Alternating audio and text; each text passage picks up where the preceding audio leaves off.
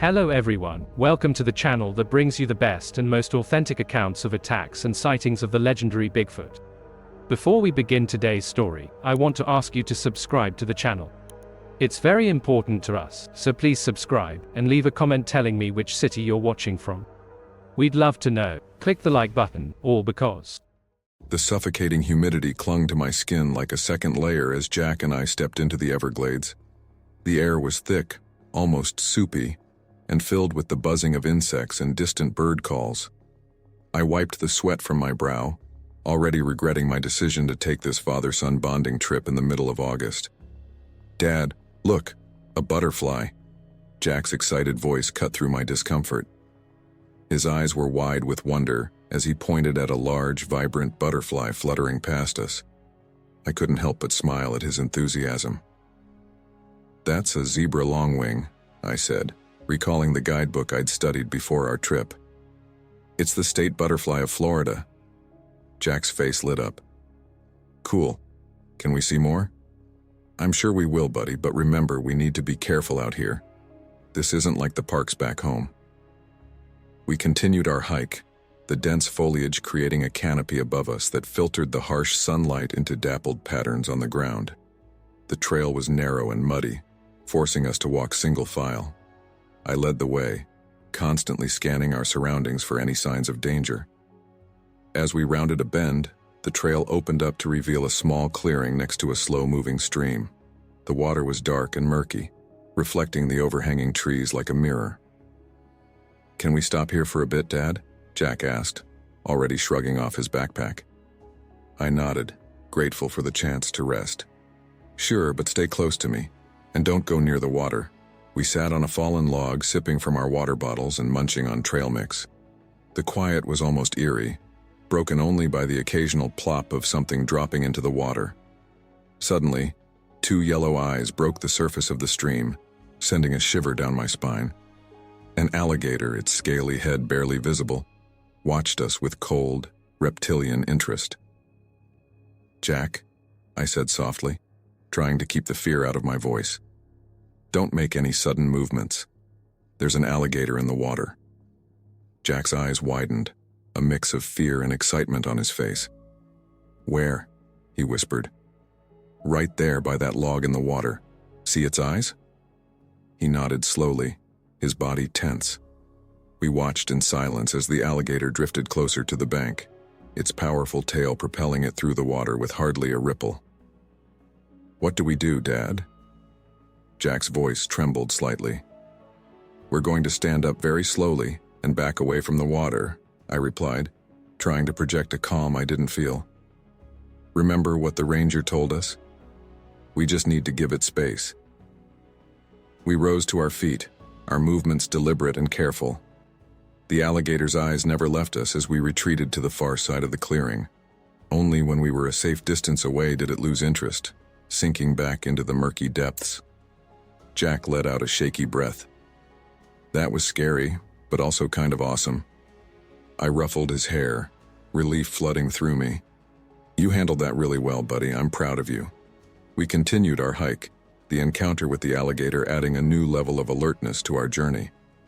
The trail narrowed again, winding through a section of swamp where cypress trees rose from the water, their knobby knees breaking the surface like the backs of strange creatures. As the afternoon wore on, the wildlife seemed to grow quieter. The constant buzz of insects faded, and even the birds fell silent. An eerie calm settled over the swamp, making the hair on the back of my neck stand up. "Dad?" Jack's voice was hushed. "Why is it so quiet?" I shook my head, unsure how to answer. "I don't know, Jack. Maybe the animals are resting because of the heat." But deep down, I knew that wasn't it. Something felt off, like the swamp was holding its breath, waiting for something to happen. We pushed on, the silence growing more oppressive with each step. The trees seemed to close in around us, their branches reaching out like gnarled fingers. Shadows deepened as the sun began to set, casting long, dark shapes across our path. "Maybe we should set up camp soon," I suggested, trying to keep the unease out of my voice. "It'll be dark before long." Jack nodded, his earlier excitement replaced by a wary tension. "Okay, Dad. Where should we stop?" I scanned our surroundings, looking for a suitable spot. "Let's try to find a clearing somewhere away from the water." We hiked for another 15 minutes before finding a small open area. It wasn't ideal. The ground was damp and dense vegetation pressed in on all sides, but it would have to do. As we set up our tent, a twig snapped in the distance. We both froze, our eyes darting to the source of the sound. "What was that?" Jack whispered. "Probably just an animal," I replied, but my heart was racing. "Let's finish setting up camp." We worked quickly, the growing darkness adding urgency to our movements. By the time we had the tent pitched and a small campfire going, night had fallen completely. The fire cast flickering shadows on the surrounding trees, making them seem to move and sway in an unsettling dance. We sat close to the fire, eating our simple dinner of sandwiches and fruit. Jack was uncharacteristically quiet, his eyes constantly darting to the darkness beyond our small circle of light. "You okay, buddy?" I asked, putting an arm around his shoulders. He nodded, but I could feel the tension in his body. "Yeah, It feels weird out here, Dad, like something's watching us." I wanted to reassure him, to tell him it was just his imagination, but I couldn't shake the feeling that he was right. The darkness seemed to press in on us, alive with unseen eyes. "I know what you mean," I admitted, "but we're safe here. I've got the bear spray, and we'll keep the fire going all night." Jack leaned into me, seeking comfort. "Okay, Dad. Can you tell me a story? Like you used to when I was little?" I smiled, grateful for the distraction. "Sure. What kind of story do you want to hear?" "Something funny," he said, "not scary." I launched into a silly tale about a clumsy explorer who kept mistaking ordinary animals for mythical creatures. Jack's laughter, though muted, was a welcome sound in the oppressive quiet of the swamp. As I finished the story, a low, rumbling howl echoed through the night. It was unlike anything I'd ever heard before. Not quite wolf, not quite bear, but something primal and terrifying.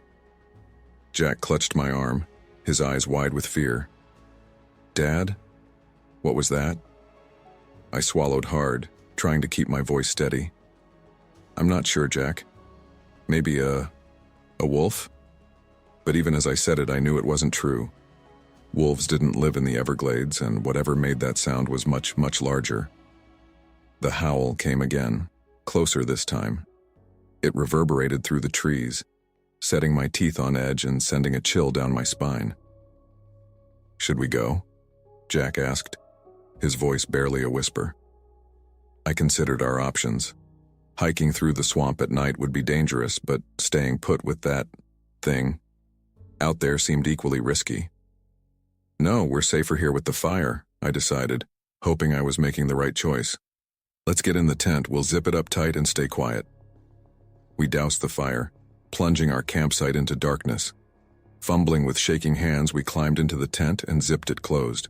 I positioned myself between Jack and the tent entrance, my hand clutching the canister of bear spray. "Try to sleep," I whispered to Jack. "I'll keep watch." He nodded, curling up in his sleeping bag. I could hear his rapid breathing, matching the pounding of my own heart. As the night wore on, strange sounds drifted through the darkness, splashes in the distance, the cracking of branches, and once, a deep, guttural grunt that seemed to come from just outside our tent. I lay awake, every muscle tense, straining my ears for any sign of approach. The tiny tent suddenly felt impossibly fragile, a thin barrier between us and whatever stalked the night. As the first light of dawn began to filter through the tent fabric, I finally allowed myself to relax slightly. We had made it through the night, but as Jack stirred beside me, I couldn't shake the feeling that our ordeal was just beginning. The morning sun struggled to penetrate the dense canopy of the Everglades as Jack and I broke camp. Despite the growing heat, I felt a chill run down my spine as I recalled the unsettling noises from the previous night. Jack seemed subdued, his usual morning chatter replaced by watchful silence. As we packed up our gear, I tried to inject some normalcy into the situation. "So, buddy, What do you want to explore today? We could try to spot some birds or maybe find a good place to fish. Jack's eyes darted nervously around the clearing before meeting mine. Dad, do you think we heard a bear last night? I hesitated, not wanting to lie but also not wanting to frighten him further. I'm not sure, Jack. It could have been a lot of things. But remember, we're safe as long as we stick together and follow the safety rules. He nodded, but I could see the doubt in his eyes. We shouldered our packs and set off down the trail, the events of the night hanging over us like a dark cloud. As we hiked, I tried to keep Jack's mind occupied by pointing out interesting plants and the occasional small animal, but I couldn't shake the feeling that we were being watched.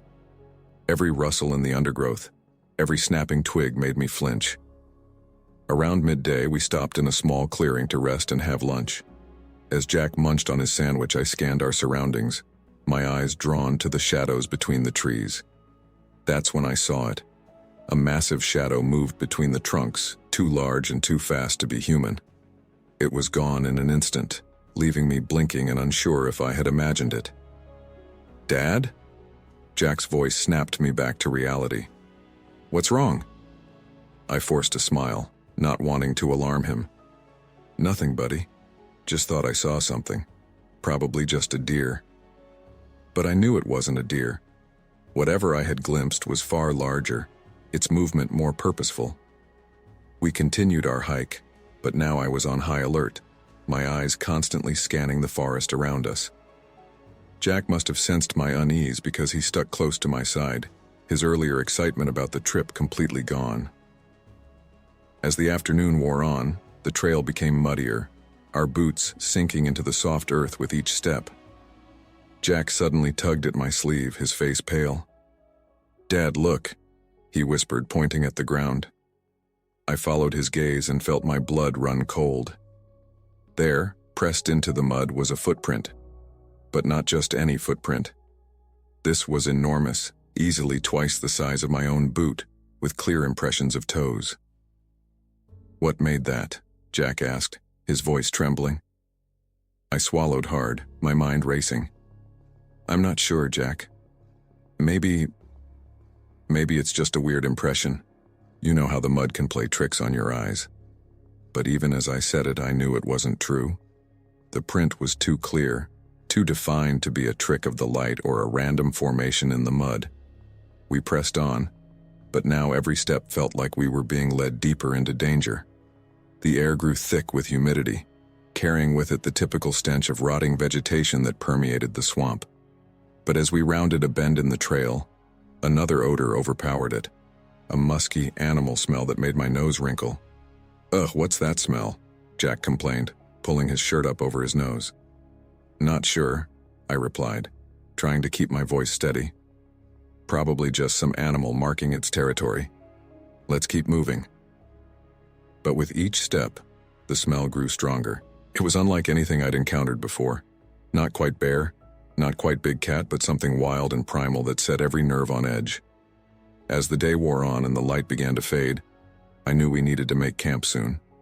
But every potential site seemed exposed, vulnerable. Finally, we found a small rise that offered a bit more protection than the surrounding swamp.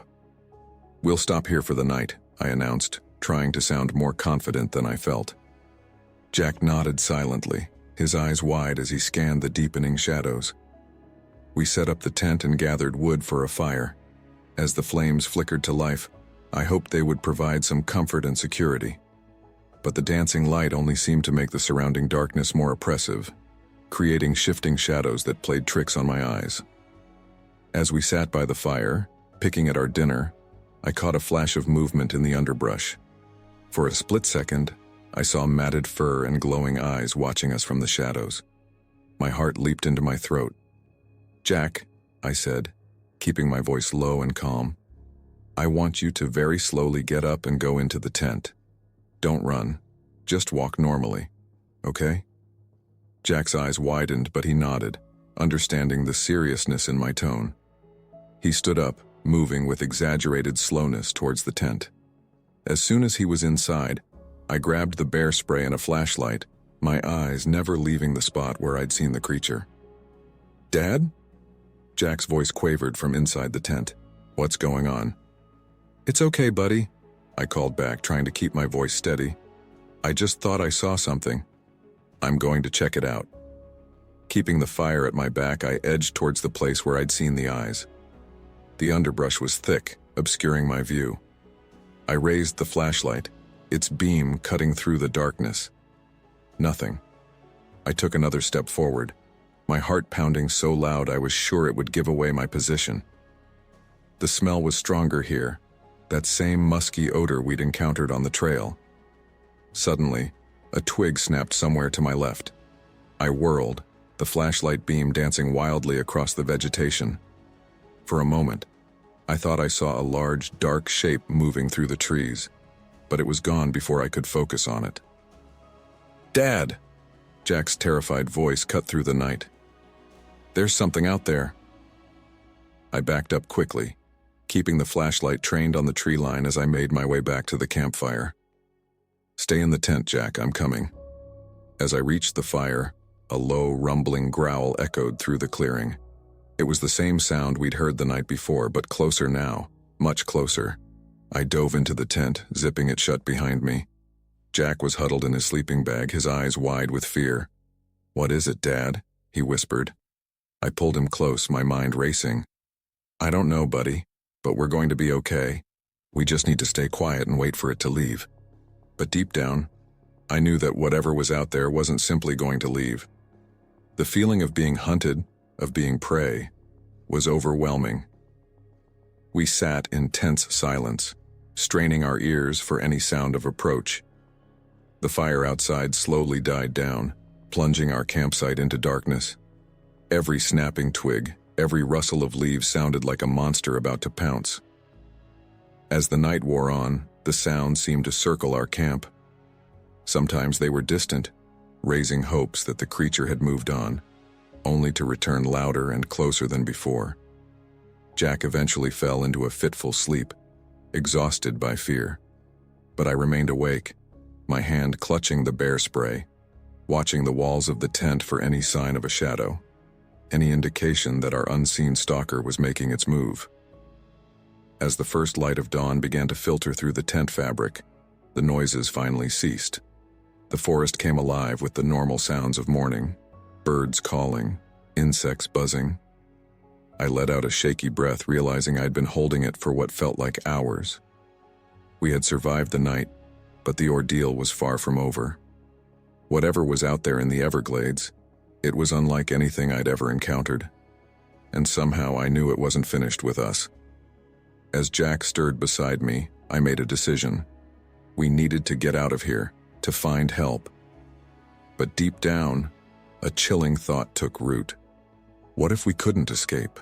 What if in trying to flee we only provoked the creature into attacking? The Everglades stretched out around us, vast and unforgiving.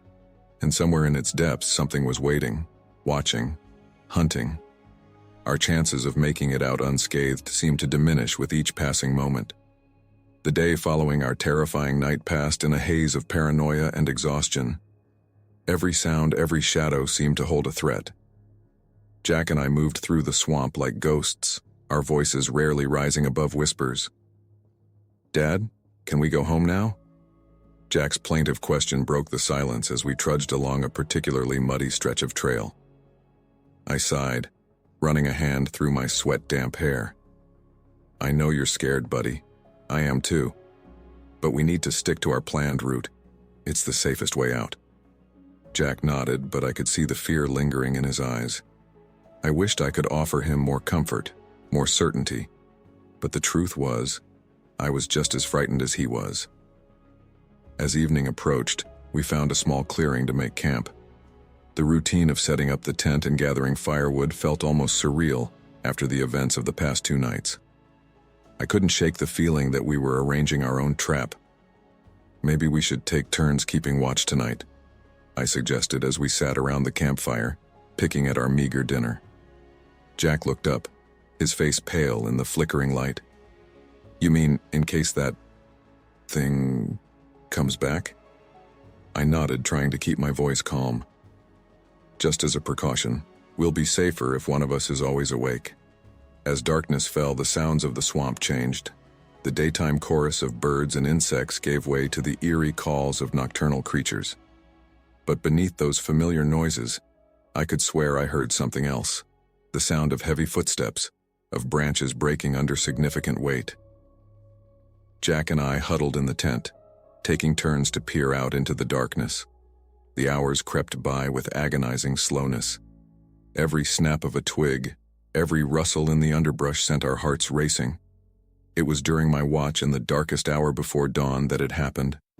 A guttural roar shattered the night, so loud and so close that it seemed to shake the very air around us. Jack bolted upright, his scream of terror piercing my soul.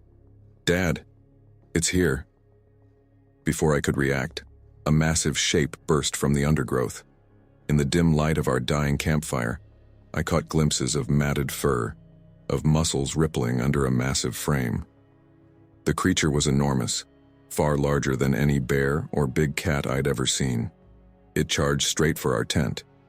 I fumbled for the bear spray, my hands shaking so badly I could barely grip the canister.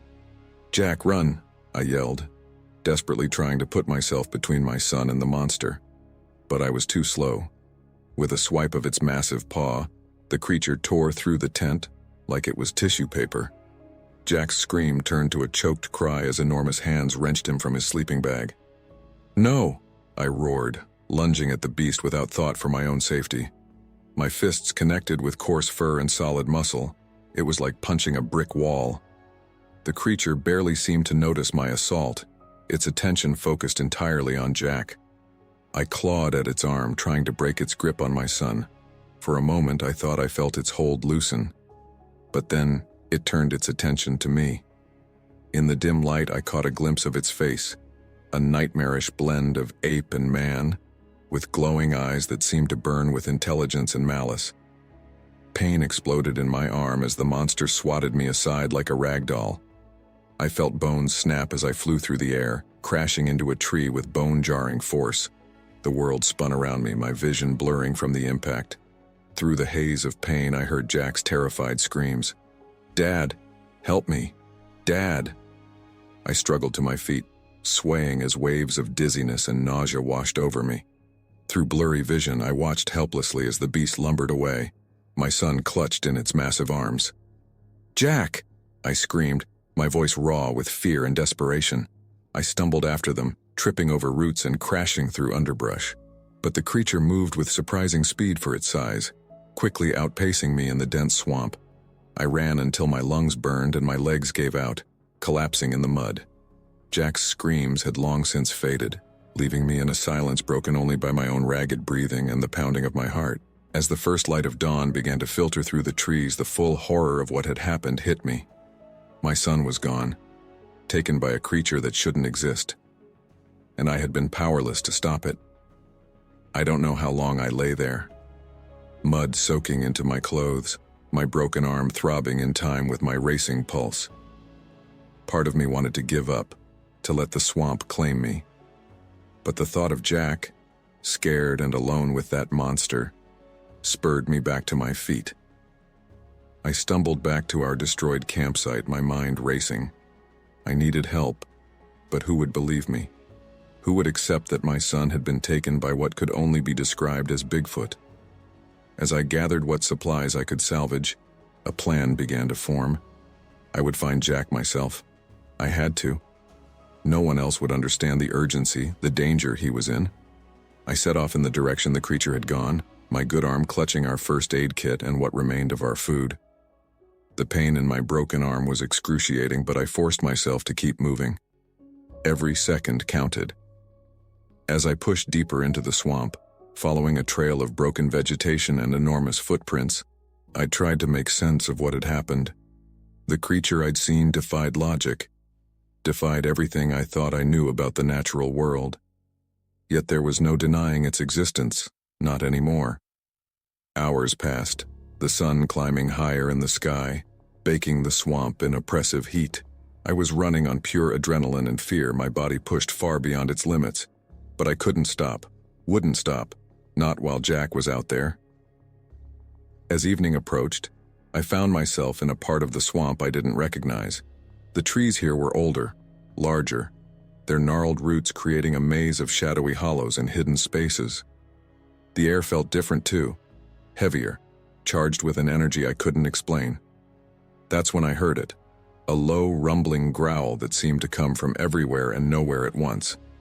I froze, my heart pounding so hard I thought it might burst from my chest. "Jack," I called out, my voice hoarse and trembling. "Jack, can you hear me?" The only response was another growl, closer this time. I spun around trying to pinpoint its source. The fading light played tricks on my eyes, turning every shadow into a potential threat. Suddenly, I caught a flash of movement in my peripheral vision. I turned just in time to see a massive shape disappear behind a large cypress tree. Without thinking, I gave chase. "Stop!" I yelled, not sure if I was addressing the creature or trying to talk sense into myself. "Give me back my son!" I rounded the tree and found myself face to face with the monster. It stood on two legs, its head nearly brushing the lower branches of the cypress. In its arms, unconscious but breathing, was Jack. Time seemed to stand still as I stared into the creature's eyes. There was intelligence there and something else. A deep, ancient sadness that took me by surprise. For a moment I thought I saw it hesitate, its grip on Jack loosening slightly. But then its eyes hardened, and with a speed that belied its size, it turned and lumbered away into the gathering darkness. I tried to follow, but my battered body had finally reached its limit. I collapsed to my knees, watching helplessly as the creature carrying my son disappeared into the swamp. As night fell completely, I huddled at the base of the cypress tree, my mind reeling from the encounter. The creature was real. It had my son, and I had no idea how to get him back. In the distance, I heard its roar echo through the swamp, a sound of triumph, of claiming its prize. My son. I closed my eyes, exhaustion and despair washing over me. But as I drifted into a fitful sleep, one thought burned in my mind. I would find Jack. I would save him from this impossible monster. No matter what it took, no matter how long it took, I would bring my son home. The swamp settled into its nocturnal rhythms around me, indifferent to my pain, to the nightmare that had become my reality. Somewhere out there, a creature of legend held my child. The first light of dawn filtered through the dense canopy, rousing me from my fitful sleep. Every muscle in my body screamed in protest as I forced myself to stand, using the cypress tree for support. The events of the previous night came rushing back, hitting me like a physical blow. Jack was gone, taken by a creature that shouldn't exist. I took a deep breath, wincing at the sharp pain in my ribs. "Focus," I muttered to myself. "Jack needs you." With trembling hands, I checked my meager supplies. The first aid kit was still intact and I had a few energy bars left. It would have to do. I couldn't waste time going back for more. I set off in the direction I'd last seen the creature heading, my broken arm cradled against my chest. The swamp was already coming alive with the sounds of birds and insects, but underneath it all, I could swear I heard something else. Distant crashes and grunts that were decidedly not natural. "Jack!" I called out, my voice echoing through the trees. "Jack, can you hear me?" Only the buzzing of insects and the occasional splash of something entering the water answered me. I pressed on, my feet sinking into the soft, muddy ground with each step. As the sun climbed higher, the heat became oppressive.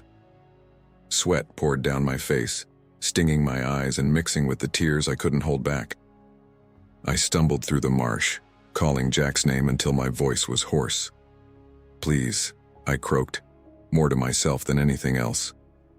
"Please, let me find him." I lost track of time as I pushed deeper into the swamp. The landscape seemed to shift and change around me, trees and water blending into a nightmarish maze. More than once I found myself wading through chest-deep water, my broken arm held high to keep it dry. As I climbed onto a small island of relatively dry land, I noticed something that made my blood run cold. Blood, my blood, was trickling down my arm, mixing with the murky water. The metallic scent hung in the air, and I realized with horror that I was leaving a trail any predator could follow. "No, no, no," I muttered, frantically searching my first aid kit for something to bandage the wound. As I wrapped a gauze pad around my arm, a series of inhuman grunts and crashes echoed around me, always just out of sight.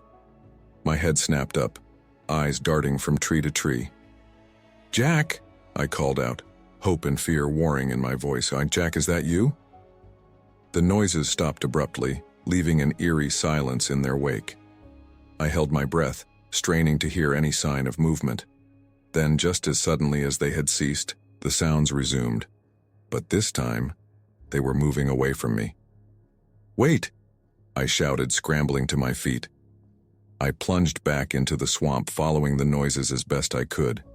Branches whipped at my face, roots threatened to trip me with every step. But I pushed on, driven by desperation and the fading hope that I was getting closer to my son. As I burst through a particularly dense patch of vegetation, my foot caught on something. I went down hard, landing face first in the muck. Groaning, I pushed myself up and turned to see what had tripped me. My heart stopped. There, half buried in the mud, was Jack's backpack. I grabbed it with shaking hands, my breath coming in short, panicked gasps. The fabric was shredded, torn apart by what could only have been enormous claws. "No," I whispered, clutching the ruined backpack to my chest. "Please, no." I don't know how long I sat there, rocking back and forth with Jack's backpack in my arms. The sun had begun to set by the time I managed to pull myself together. I rifled through the shredded bag, hoping against hope to find some clue, some sign of where Jack might be. Most of the contents were ruined, soaked through with swamp water and mud. But as I reached into one of the side pockets, my fingers brushed against something solid. I pulled it out, my heart leaping as I recognized Jack's small digital camera. With trembling fingers, I turned it on, praying that it still worked. The screen flickered to life and I let out a sob of relief. I quickly navigated to the most recent photos, hoping Jack had managed to capture something, anything, that might help me find him.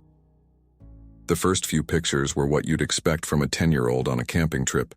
Blurry shots of trees, a close-up of a butterfly, a goofy selfie. But then I came to the last photo, and my blood ran cold. It was dark, clearly taken at night, but I could make out a massive, shadowy figure looming just at the edge of our campsite. Two glowing eyes reflected the camera's flash, and I could just barely discern the outline of a face that was not quite human, not quite animal. "Oh God," I breathed, staring at the image. "It's real. It's really real." The photo confirmed what I had seen. What I had tried to convince myself might have been a hallucination brought on by fear and exhaustion. The creature that took Jack was real, and it had been watching us long before it attacked. As I stared at the photo, trying to glean any additional details that might help me, I realized that night had fallen again. The swamp around me had transformed, shadows deepening and stretching in ways that seemed to defy logic. Strange, unsettling noises echoed through the darkness. I scrambled to my feet, suddenly acutely aware of how vulnerable I was. I needed to find shelter, to regroup and plan my next move. But as I turned in a slow circle, taking in my surroundings, a chilling realization settled over me. I was lost. The familiar landmarks I'd been using to navigate were gone, swallowed up by the encroaching darkness.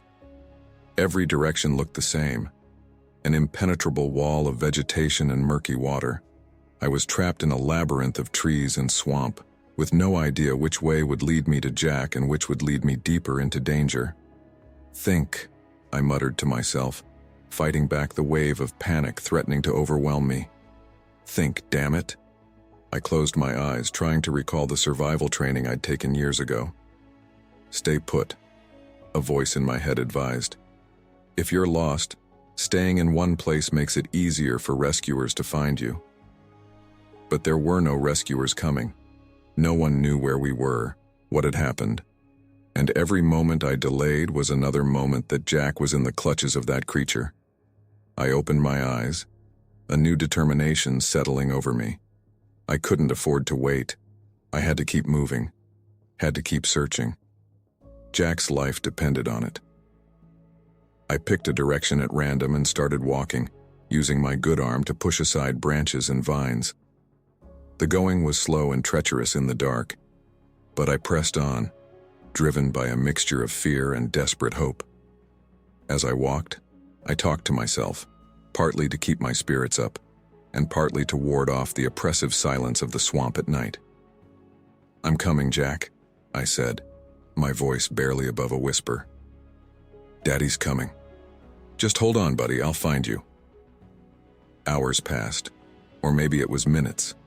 Time seemed to lose all meaning in the dark, twisted landscape of the nighttime swamp. I walked until my legs trembled with exhaustion, until my throat was raw from calling Jack's name. Just as I was about to collapse from exhaustion, I spotted something ahead, a faint, flickering light. Hope surged through me. Could it be a campfire? Other people who could help me? I quickened my pace, pushing through the undergrowth with renewed energy. But as I got closer, my hope turned to confusion, then to dread. The light wasn't a campfire, it was too steady, too unnatural. As I drew nearer, I could make out more details. The light seemed to be coming from a small clearing, illuminating what looked like crude structures made of twisted vines and branches. My breath caught in my throat as I realized what I was seeing. It was a lair, the creature's lair. And somewhere in there, I was sure, was Jack. I crouched at the edge of the clearing, my heart pounding so hard I was sure it would give me away. The structures loomed before me, alien and terrifying. I could hear movement inside, grunts and shuffling that made the hair on the back of my neck stand up. As I steeled myself to enter the lair, a single thought echoed through my mind. This is it. Whatever happens next will determine whether I save my son or lose him forever. The eerie glow emanating from the creature's lair cast long, dancing shadows across the clearing. My heart pounded in my chest as I crept closer, every sense on high alert. The structures loomed before me, a twisted maze of vines, branches, and what looked disturbingly like bones. "Jack," I whispered, my voice barely audible even to my own ears. "Jack, are you in there?" A soft whimper answered me, so faint I almost thought I'd imagined it. But then it came again, unmistakably human, unmistakably my son. "Daddy?" Jack's voice was weak, tinged with fear and hope. I moved faster, no longer caring about stealth. "I'm here, buddy, I'm coming." As I rounded one of the crude structures, I finally saw him. Jack was huddled in a corner, his clothes torn and dirty, his face streaked with tears and grime. But he was alive. "Jack!" I cried, rushing towards him. His eyes widened, a mixture of relief and terror. "Dad, look out!" Too late, I realized my mistake. A massive shadow fell over me, and I turned to find myself face to face with the creature. It towered over me, easily 8 feet tall, its body a mass of muscle covered in matted fur. Its face was a nightmarish blend of ape and man, with a sloped forehead, a protruding jaw filled with yellowed teeth, and eyes that glowed with an unnatural intelligence. I froze in terror, unable to move as the creature's hot, fetid breath washed over me. Time seemed to stand still as we stared at each other, predator and prey locked in a moment of mutual assessment. Jack's whimper broke the spell. "Dad," he sobbed, "I'm scared." The sound of my son's distress snapped me out of my paralysis. Parental instinct overrode fear, and I lunged for Jack, determined to get him out of there. But the creature was faster. With a speed that belied its enormous size, it snatched Jack up, holding him effortlessly in one massive hand. "No!" I shouted, reaching for my son. "Let him go!" The monster's strength was overwhelming. It swatted me aside as if I were nothing more than an annoying insect. I crashed into one of the structures, feeling it collapse around me in a tangle of vines and branches. Dazed but determined, I struggled to my feet. "Put him down!" I demanded, trying to sound braver than I felt. "He's just a child." The creature tilted its head, regarding me with an unsettling curiosity. Then, to my shock, it spoke. "Child," it rumbled, its voice deep and guttural, like rocks grinding together. Mine now. I stared in disbelief. It could talk? My mind reeled, struggling to process this new information, but Jack's terrified cries snapped me back to reality. "He's not yours," I said, my voice shaking. "He's my son. Please, let him go." The creature's eyes narrowed. "No," it growled. "Need child. Lonely." Understanding dawned on me. This creature, this impossible being, was lonely. It had taken Jack not out of malice, but out of a twisted desire for companionship. I took a cautious step forward, my hands raised in a placating gesture. "I understand you're lonely," I said softly. "But taking someone else's child isn't the answer. It's wrong. You're scaring him." The creature looked at Jack, who was trembling in its grasp. For a moment I thought I saw a flicker of something like regret in its eyes. "Please," I continued, emboldened by this sign of hesitation. "Let him go. We can talk about this. Maybe we can find another way to help you." The creature's grip on Jack loosened slightly. Hope surged through me. Was I actually getting through to it? But then its face contorted in rage. "No!" it roared, the sound so loud it seemed to shake the very air around us. "Mine!" With its free hand, it swung at me. I tried to dodge, but I was too slow. Its massive arm caught me square in the chest, sending me flying through the air. I slammed into a tree with bone-jarring force. Pain exploded through my body as I crumpled to the ground. Through blurring vision, I saw the creature turn away, still clutching Jack. "No," I gasped, struggling to stay conscious. "Jack!" But the darkness was closing in. The last thing I heard before it engulfed me completely was Jack's terrified scream. I don't know how long I was out. When I finally clawed my way back to consciousness, the first rays of dawn were filtering through the canopy above. Every inch of my body ached, and my head throbbed with a pain so intense I thought it might split open. "Jack," I croaked, forcing myself to sit up despite the protestations of my battered body. "Jack!" But the clearing was empty. The creature's lair stood silent and abandoned, already being reclaimed by the swamp. There was no sign of Jack or the monster that had taken him. Panic threatened to overwhelm me. How long had I been unconscious? How far could the creature have taken Jack in that time? "Think," I muttered to myself, pressing my palms against my temples in a vain attempt to clear my head. "Think, damn it." I forced myself to take deep breaths to push back the fear and despair that threatened to paralyze me. Jack needed me to stay focused, to keep fighting. As my mind cleared, I began to notice details I'd missed before. There were tracks in the mud, enormous misshapen footprints leading away from the clearing. And caught on a broken branch, a small scrap of fabric that I recognized as being from Jack's t-shirt. Hope flickered to life in my chest. I had a trail to follow. Ignoring the pain that radiated through every muscle, I pushed myself to my feet. I gathered what supplies I could find scattered around the abandoned lair. A half-empty water bottle, a few energy bars that must have fallen from my pack during the confrontation. As I prepared to set off, a glint of metal caught my eye. Half buried in the mud was Jack's camera, the one that had captured the creature's image. I snatched it up, praying it still worked. To my relief, it powered on. I quickly scrolled through the photos, hoping Jack had managed to take more pictures during his captivity.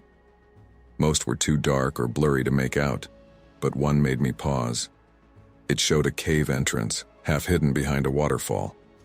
In the foreground, barely visible, was a massive fur-covered arm. The creature's home, I breathed. This had to be where it was taking Jack. With renewed determination, I set off following the tracks. The going was tough. The swamp seemed to actively resist my progress, throwing tangles of vines and patches of treacherous mud in my path. But I pressed on, driven by the knowledge that every step brought me closer to Jack. As I walked, I tried to make sense of what had happened. The creature could speak. It had expressed emotions, loneliness, anger. It was more than just an animal. But what was it? Some kind of missing link? A previously undiscovered species? or something else entirely? These questions tumbled through my mind as I slogged through the swamp. The sun climbed higher, baking the humid air until it felt like I was breathing soup. My clothes were soaked with sweat and caked with mud. But still, I pushed on. Hours passed. The tracks remained clear, the creature's enormous weight leaving deep impressions even in the firmest ground. But as the day wore on, I began to worry. How much farther could it be? How long could Jack hold out? Just as despair began to creep in again, I heard it. The faint sound of rushing water. My heart leaped. The waterfall from the photo. I quickened my pace, pushing through the undergrowth with renewed energy. The sound grew louder, and then suddenly the trees opened up before me.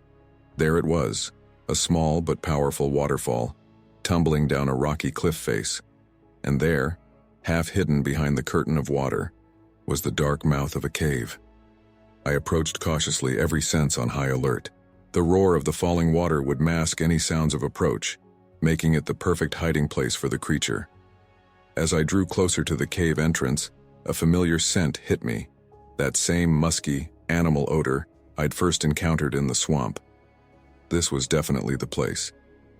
I took a deep breath, steeling myself for what lay ahead. "I'm coming, Jack," I whispered. "Just hold on." Stepping behind the curtain of water, I found myself in a narrow passageway. The walls were slick with moisture and the air was cool and damp. I moved slowly, feeling my way along the rough stone. As the passage opened up into a larger cavern, I heard it. A low, rumbling growl that seemed to vibrate through the very rock beneath my feet. And then, barely audible beneath it, a small, frightened voice. "Dad, is that you?" "Jack," I called out, no longer caring about stealth. "I'm here, buddy. Where are you?" A roar shook the cavern, so loud it made my ears ring. From the shadows ahead, two glowing eyes appeared, followed by the massive, fur-covered bulk of the creature. It emerged into a shaft of light that filtered down from a crack in the ceiling, and I got my first clear look at it. In the harsh illumination, it seemed even more terrifying than before. A hulking giant that seemed to blend features of ape, bear, and man into something utterly alien. And there, clutched in its massive arms, was Jack. "Dad!" he cried, reaching out for me. The creature pulled him back, baring its yellowed teeth in a snarl. "Mine," it growled. "Not take." I held up my hands, trying to appear non-threatening. "Please," I said, my voice shaking. "He's my son. I know you're lonely. I know you want a friend. But this isn't the way. You're hurting him." The creature's eyes narrowed, but it didn't attack. I pressed on, encouraged by its hesitation.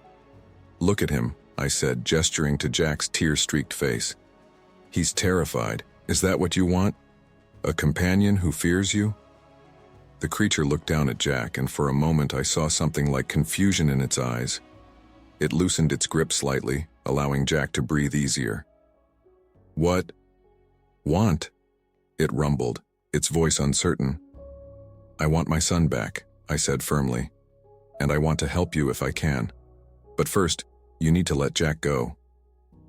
For a long moment, the creature stood motionless, its eyes darting between me and Jack. I held my breath, every muscle tensed, ready to act if it made a wrong move. Then slowly it lowered Jack to the ground. As soon as his feet touched the cave floor, Jack ran to me, throwing himself into my arms. I hugged him tightly, tears of relief streaming down my face. "It's okay, buddy," I murmured, stroking his hair. "I've got you. You're safe now." The creature watched us, its expression unreadable. Then, to my shock, it sat down heavily on the cave floor, its massive shoulders slumping. Text here. And somehow, against all odds, we had made a connection with a being that by all rights shouldn't exist. As we pushed through the undergrowth, heading towards home and safety, I couldn't help but glance back at the waterfall. What secrets lay hidden in the depths of the Everglades?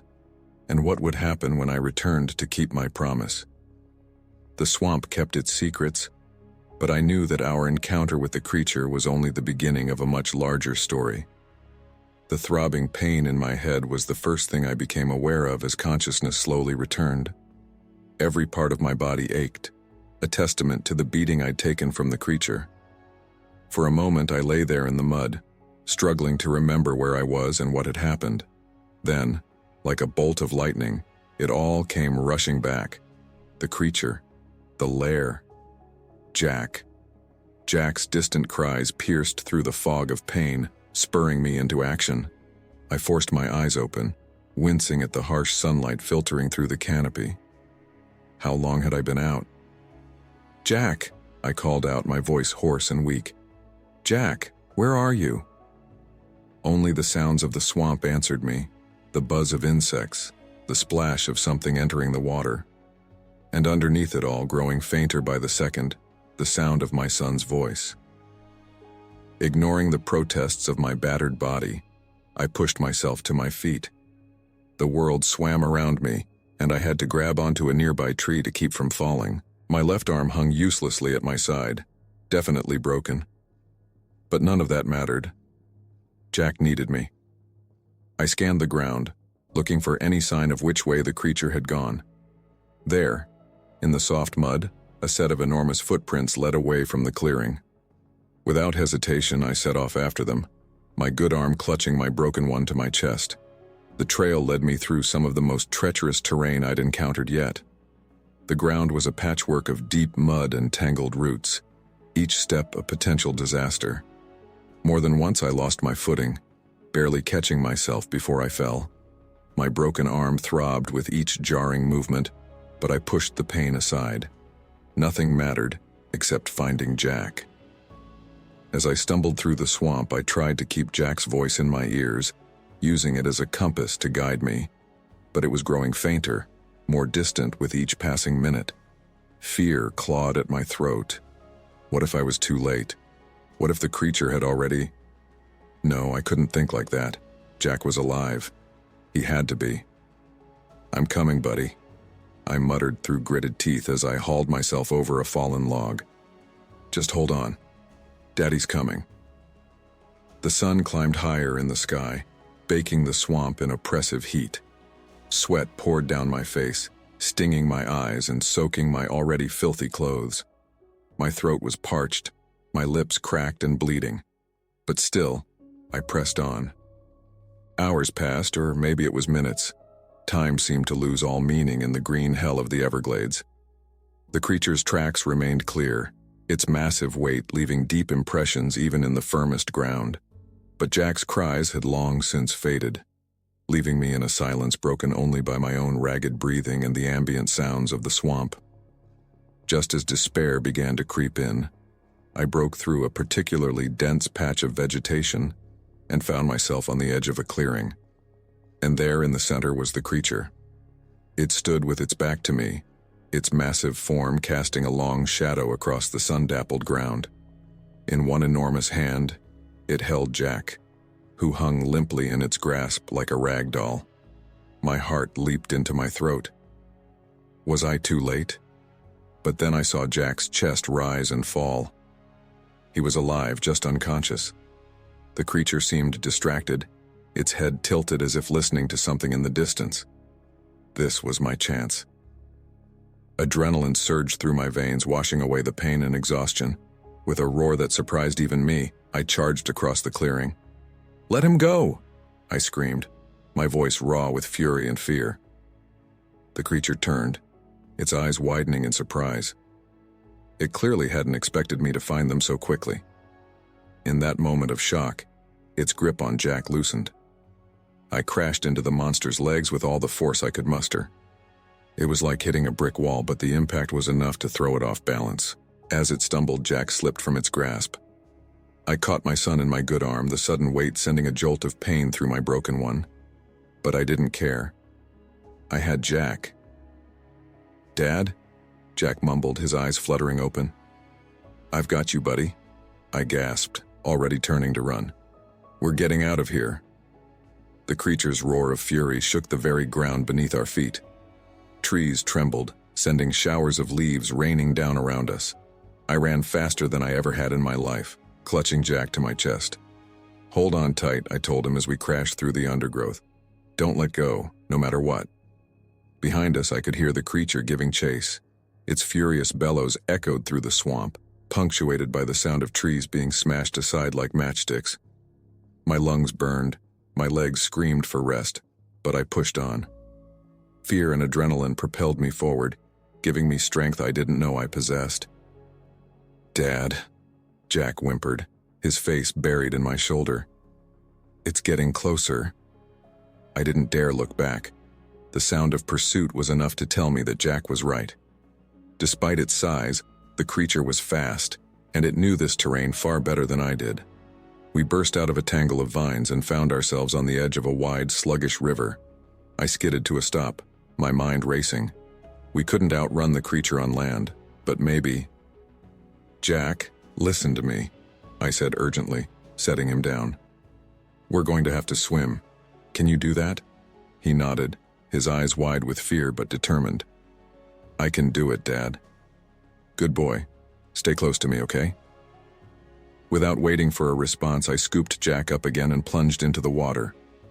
It was shockingly cold after the heat of the swamp, and for a moment I gasped for breath. But the sound of the creature crashing through the trees behind us spurred me on. I struck out for the opposite bank, using my good arm to pull us through the water while keeping Jack's head above the surface. The current was stronger than I'd expected, tugging at us, trying to pull us downstream. Behind us, I heard a tremendous splash. I risked a glance back and immediately wished I hadn't. The creature had entered the water and was powering towards us with terrifying speed. "Hold your breath, Jack," I shouted, then ducked us both under the surface. The murky water stung my eyes, but I forced them to stay open. I could see the vague shape of the opposite bank ahead, tantalizingly close yet impossibly far. My lungs began to burn. How long had we been under? It felt like hours, though I knew it could only have been seconds. Just as I thought I couldn't hold on any longer, my feet touched the bottom. We burst to the surface, gasping for air. Jack coughed and spluttered, but he was breathing. We were alive, but we weren't safe yet. The creature was still coming, its powerful strokes eating up the distance between us. I staggered out of the water, pulling Jack with me. My waterlogged clothes felt like they weighed a ton, and my broken arm hung uselessly at my side. But we couldn't stop. Not now. "Come on," I urged Jack, who was shivering violently. "We have to keep moving." We plunged back into the swamp, the sounds of pursuit driving us forward. But I could tell we were slowing down. The adrenaline was wearing off, and the pain and exhaustion were catching up. "Dad," Jack panted, stumbling over a root. I can't go on." I scooped him up again, ignoring the protest from my broken arm. "Yes, you can," I said fiercely. "We're not giving up. Not now." But even as I said it, I knew we were in trouble. The creature's roars were getting closer. We couldn't outrun it, not in this condition. Just then I spotted something through the trees, a flash of metal. My heart leaped. Could it be? I changed direction, pushing towards what I'd seen. As we broke through the tree line, I nearly wept with relief. There, in a small clearing, was an old, rusted airboat. "Jack, look!" I cried, a spark of hope flaring in my chest. "We're going to be okay." We scrambled towards the boat, the sound of pursuit growing ever closer. As we reached it, I lifted Jack in, then hauled myself over the side, my broken arm screaming in protest. The boat was old and weather-beaten, covered in a thick layer of algae and mud. But as I frantically searched for the ignition, I sent up a silent prayer that it would still work. Come on, I muttered, my fingers fumbling with the key. Behind us, the trees at the edge of the clearing began to shake. The creature was almost upon us. With a roar that seemed to shake the very air, it burst into the open. Its eyes locked onto us, burning with a fury that chilled me to the bone. "Dad!" Jack screamed, pointing at the approaching monster. I turned the key one last time, and miracle of miracles, the engine sputtered to life. The old airboat shuddered, then began to move slowly at first, then picking up speed. The creature charged, its massive arms reaching for us. For a heart-stopping moment, I thought it would catch us. But then we were skimming across the water, the wind whipping at our faces as we left the monster behind. Its roar of frustration echoed across the water, but it grew fainter with each passing second. We had done it. We had escaped. As the reality of our narrow escape sank in, I felt a hysterical laugh bubble up in my throat. We were alive. Against all odds, we had survived. Jack looked up at me, his face pale, but his eyes shining with relief and love. "You came for me," he said, his voice barely audible over the roar of the engine. I pulled him close with my good arm, feeling tears spring to my eyes. "Of course I did, buddy. I'll always come for you. Always." As we sped across the water, leaving the horrors of the swamp behind, I knew that our ordeal was far from over. There would be questions, disbelief, maybe even danger when we returned to civilization with our incredible story. But for now, holding my son close as the wind rushed past us, I felt a profound sense of gratitude. We had faced the impossible and survived. We were together, and somehow, against all odds, we were going home. The Everglades stretched out behind us, vast and unknowable. What other secrets did it hold? What would happen when word got out about the creature? These were questions for another day.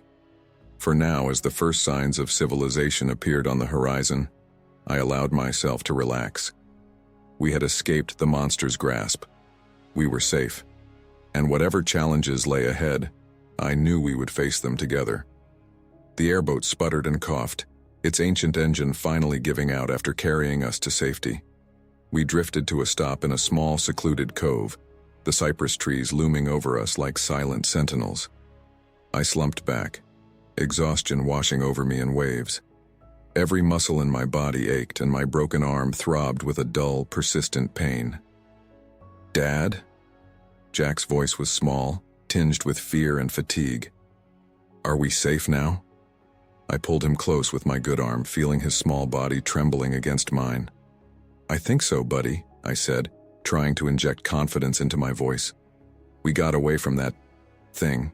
Now we just need to find our way back to civilization." Jack nodded, his face pale and drawn, and the ordeal had taken its toll on him, both physically and emotionally. I could see scratches and bruises marring his skin, and his eyes held a haunted look that no child should ever have to bear. "Come on," I said, forcing myself to my feet. "We can't stay here. We need to find help." I helped Jack out of the boat, wincing as the movement sent fresh waves of pain through my broken arm. We stood at the edge of the water, surveying our surroundings. The swamp stretched out in every direction, a sea of green broken only by the occasional glimpse of murky water. "Which way should we go?" Jack asked, his voice barely above a whisper. I scanned the horizon, looking for any sign of human presence. Just as despair began to creep in, I spotted something through a break in the trees. A faint plume of smoke rising in the distance. "There," I said, pointing. "Where there's smoke, there's people. That's our best bet." We set off towards the smoke, our progress slow and painful. The ground was treacherous, a mix of soft mud and tangled roots that seemed determined to trip us at every step. Jack stumbled more than once, and I wasn't much steadier on my feet. As we walked, I tried to keep Jack's spirits up by talking about anything and everything. His favorite TV shows, the camping trips we'd taken before this ill-fated adventure, the pizza we'd have when we finally got home. But underneath our forced cheerfulness, I could sense the fear and uncertainty that plagued us both. "But it does exist," Jack insisted. "We both saw it. It talked to me, Dad, while it had me in that cave. It said it was lonely." I stared at Jack, a chill running down my spine despite the oppressive heat. "It talked to you? What did it say?" Jack's brow furrowed as he tried to remember. It was hard to understand. Its voice was all growly and weird, but it kept saying it was alone, that it needed a friend. I think it wanted me to stay with it. My blood ran cold at the thought of that creature keeping my son, raising him as some kind of companion in the depths of the Everglades. I pulled Jack into a tight hug, ignoring the protest from my broken arm. "You're safe now," I murmured into his hair. "It can't get you anymore. I won't let it." We stayed like that for a long moment, drawing comfort from each other's presence. But the peace was shattered by a sound that made my heart stop, a distant guttural roar that echoed through the trees. Jack stiffened in my arms. "Dad," he whispered, his voice trembling. "It's coming." I was on my feet in an instant, pulling Jack up with me. "We need to move. Now." We took off through the swamp, all thoughts of rest forgotten. The sound of pursuit spurred us on, giving us strength we didn't know we had. Branches whipped at our faces, roots threatened to trip us with every step, but we pushed on, driven by pure terror. The roars grew closer, accompanied by the sound of trees being smashed aside like matchsticks. "But it does exist," Jack insisted. We both saw it. It talked to me, Dad. While it had me in that cave, it said it was lonely. I stared at Jack, a chill running down my spine despite the oppressive heat. "It talked to you? What did it say?" Jack's brow furrowed as he tried to remember. It was hard to understand. Its voice was all growly and weird, but it kept saying it was alone, that it needed a friend. I think it wanted me to stay with it. My blood ran cold at the thought of that creature keeping my son, raising him as some kind of companion in the depths of the Everglades. I pulled Jack into a tight hug, ignoring the protest from my broken arm. "You're safe now," I murmured into his hair. "It can't get you anymore. I won't let it." We stayed like that for a long moment, drawing comfort from each other's presence. But the peace was shattered by a sound that made my heart stop, a distant guttural roar that echoed through the trees. Jack stiffened in my arms. "Dad," he whispered, his voice trembling. "It's coming." I was on my feet in an instant, pulling Jack up with me. "We need to move. Now." We took off through the swamp, all thoughts of rest forgotten.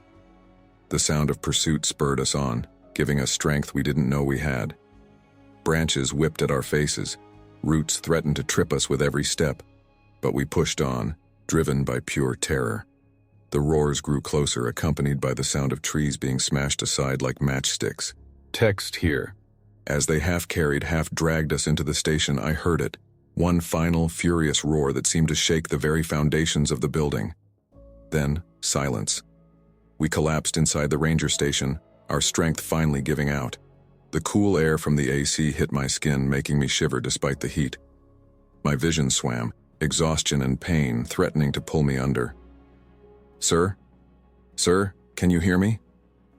The female ranger's voice seemed to come from far away. "I need you to stay awake. Can you tell me what happened?"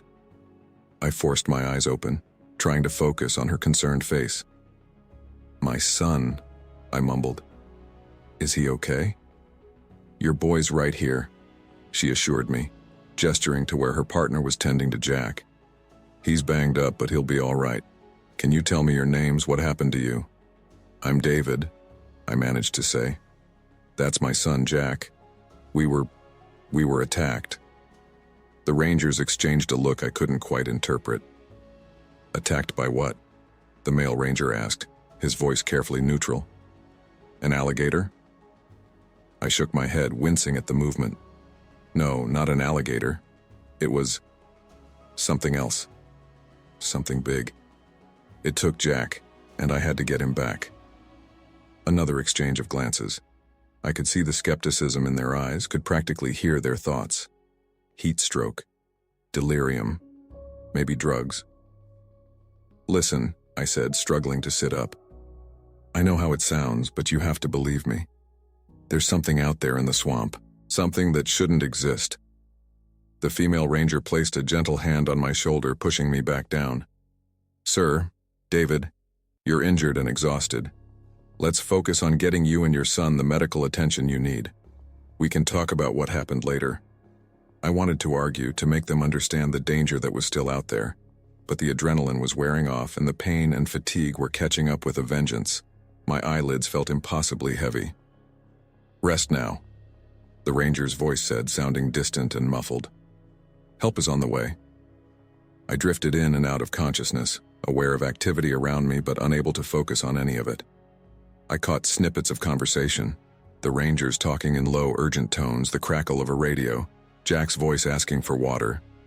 At some point I became aware of new voices, the clinical tones of medical professionals. I felt myself being lifted, strapped onto something solid. The whir of helicopter blades filled the air. As they carried me out of the ranger station, I forced my eyes open one last time. And there, at the edge of the clearing, half hidden in the shadows of the cypress trees, I saw it. The creature stood motionless, its massive form unmistakable even at this distance. Its eyes, glowing with an unnatural intelligence, were fixed on me. For a moment, our gazes locked, and I felt a chill that had nothing to do with my injuries. Then the rangers were lifting me into the helicopter, and the creature was lost from view. As we lifted off, rising above the endless green expanse of the Everglades, I couldn't shake the feeling that this wasn't over. That somehow, someday, I would see those eyes again. The next few days passed in a blur of hospital rooms, medical tests, and police interviews. Jack and I were both treated for dehydration, exhaustion, and various injuries. My broken arm, our cuts and bruises, Jack's sprained ankle that I hadn't even noticed in the chaos of our escape. The doctors and nurses were kind, but clearly skeptical of our story. They nodded politely as I recounted our ordeal, but I could see the disbelief in their eyes. More than once I heard whispers of trauma-induced hallucinations and shared delusion. The police were even less inclined to believe us. They questioned us separately, their tone growing increasingly frustrated as Jack and I stuck to our story. "Mr. Reeves," the detective said, pinching the bridge of his nose, "I understand you've been through a traumatic experience, but you have to understand how this sounds. A giant talking creature in the Everglades, it's just not possible." "I know how it sounds," I insisted, my voice hoarse from repeating the story so many times. "But it's the truth. Ask my son. Ask the rangers who found us.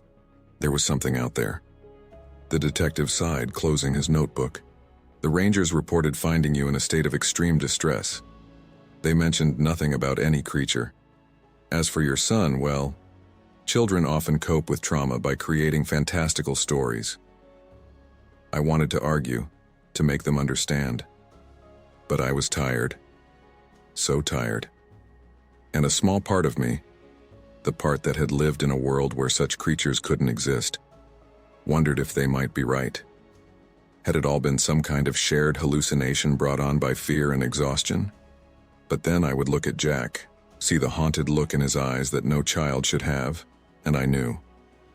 It had been real. All of it. On our third day in the hospital, we had an unexpected visitor. Dr. Elena Vasquez introduced herself as a cryptozoologist, a scientist who studies animals whose existence is unproven. "I heard about your experience from a colleague at the ranger station," she explained, her dark eyes alight with curiosity. "I was wondering if you'd be willing to tell me your story." For the first time since our rescue, I felt a glimmer of hope. Here was someone who might actually believe us. I recounted our ordeal once again, watching Dr. Vasquez's face carefully. Unlike the others, she didn't scoff or look skeptical. She listened intently, occasionally jotting down notes. When I finished, she was quiet for a long moment. "Mr. Reeves," she said finally, her voice thoughtful, "what you're describing, it doesn't match any known species. But the Everglades is a vast and little explored ecosystem. It's not outside the realm of possibility that an undiscovered species could exist there." "So you believe us?" I asked, hardly daring to hope. Dr. Vasquez smiled gently. "I believe that you experienced something extraordinary. Whether it was exactly as you remember it, well, trauma can affect memory in strange ways.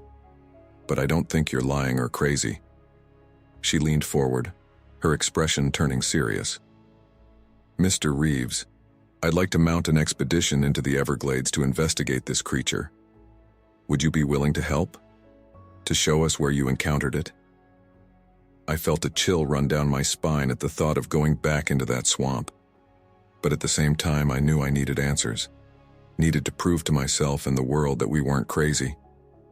"I'll do it," I said, surprising myself with the firmness in my voice. "On one condition. Jack stays here safe. I'm not risking him again."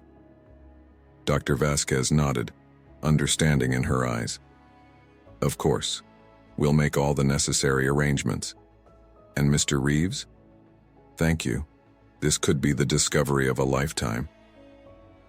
As she left, I turned to look out the hospital window. The Miami skyline glittered in the distance, a world away from the primal terror of the Everglades. But I knew that somewhere out there, hidden in the vast expanse of sawgrass and cypress trees, something was waiting, something that defied explanation. And I was going back to find it. The day of the expedition dawned bright and clear, the Florida sun already beating down with unrelenting force. I stood at the edge of the airboat, my heart pounding as we prepared to set off into the swamp. Dr. Vasquez's team was small but well equipped. Besides the doctor herself, there was a wildlife biologist named Mark, a camera operator named Sophia, and our guide, a grizzled old Everglades native who went by the name of Gator Joe.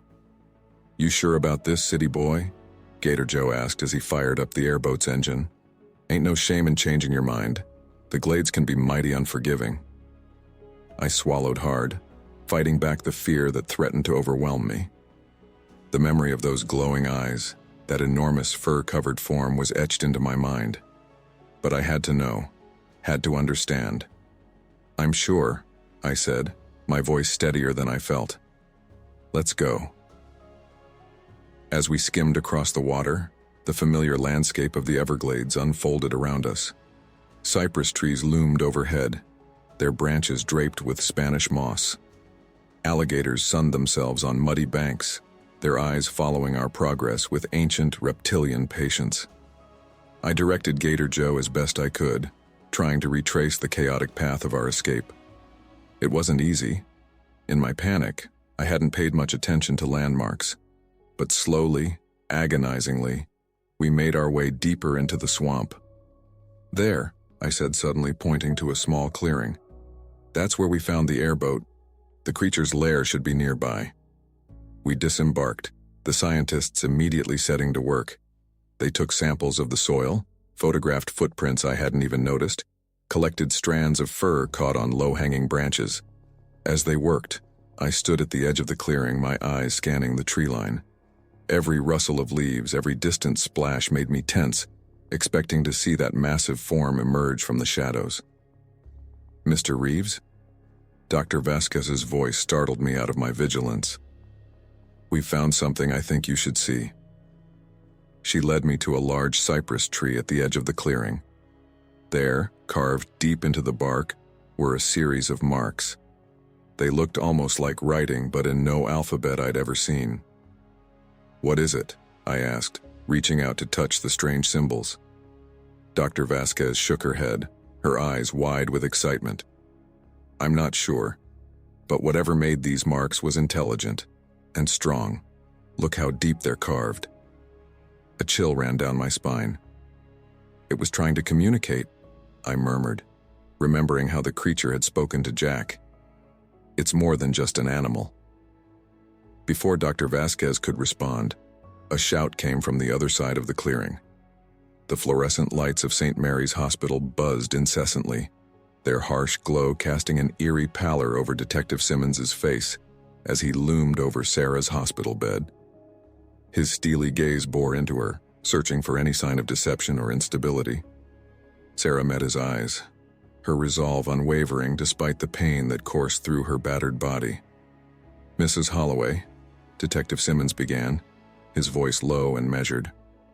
"I understand you've been through a traumatic experience, but I need you to walk me through the events of that night one more time." Sarah sighed, her frustration palpable. "I've told you everything, Detective. Multiple times. What more do you want from me?" The detective's lips thinned into a tight line. "What I want, Mrs. Holloway, is the truth. Your story about a BigFoot attack, it's simply not plausible. We're trying to help you and your husband, but we can't do that if you're not honest with us." I am being honest, Sarah snapped, wincing as the sudden movement sent a jolt of pain through her ribs.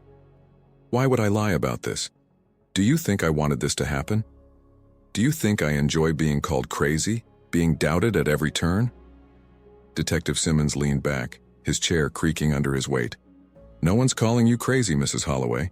We're just trying to understand what really happened out there. What really happened? Sarah said, her voice trembling with a mixture of anger and fear. Is exactly what I've told you. We were attacked by something that shouldn't exist. It was massive, covered in fur with eyes that... She trailed off, shuddering at the memory. The detective's expression softened slightly, a flicker of sympathy passing across his face. Mrs. Holloway, I understand you believe what you're saying, but the evidence doesn't support your story. The tracks we found, the claw marks, they're consistent with a bear attack. Sarah laughed bitterly. A bear? Detective, I've seen bears. I've encountered them in the wild. What attacked us was no bear. It was intelligent. It was almost human-like in its movements. Human-like? Detective Simmons raised an eyebrow. Are you suggesting someone in a costume attacked you? No, Sarah exclaimed, frustration evident in her voice. I'm telling you, it was a creature unlike anything I've ever seen before. It was real, it was there, and it nearly killed us. The detective sighed, rubbing his temples. Mrs. Holloway, A knock at the door interrupted their conversation. A nurse poked her head in, her expression apologetic. I'm sorry to interrupt, but Mr. Holloway is asking for his wife. He's quite agitated. Detective Simmons nodded, rising from his chair. We'll continue this later, Mrs. Holloway. Try to get some rest. As the detective left, Sarah could hear Jack's voice echoing down the hallway, his words indistinct, but his tone panicked. She closed her eyes, willing the tears not to fall. How had their lives come to this? 3 weeks later, Sarah stood in their kitchen, hands trembling as she clutched a mug of lukewarm coffee. The house felt different now, tainted by the memories of that fateful night. Every creak of the floorboards, every rustle of leaves outside the window, sent a jolt of fear through her body.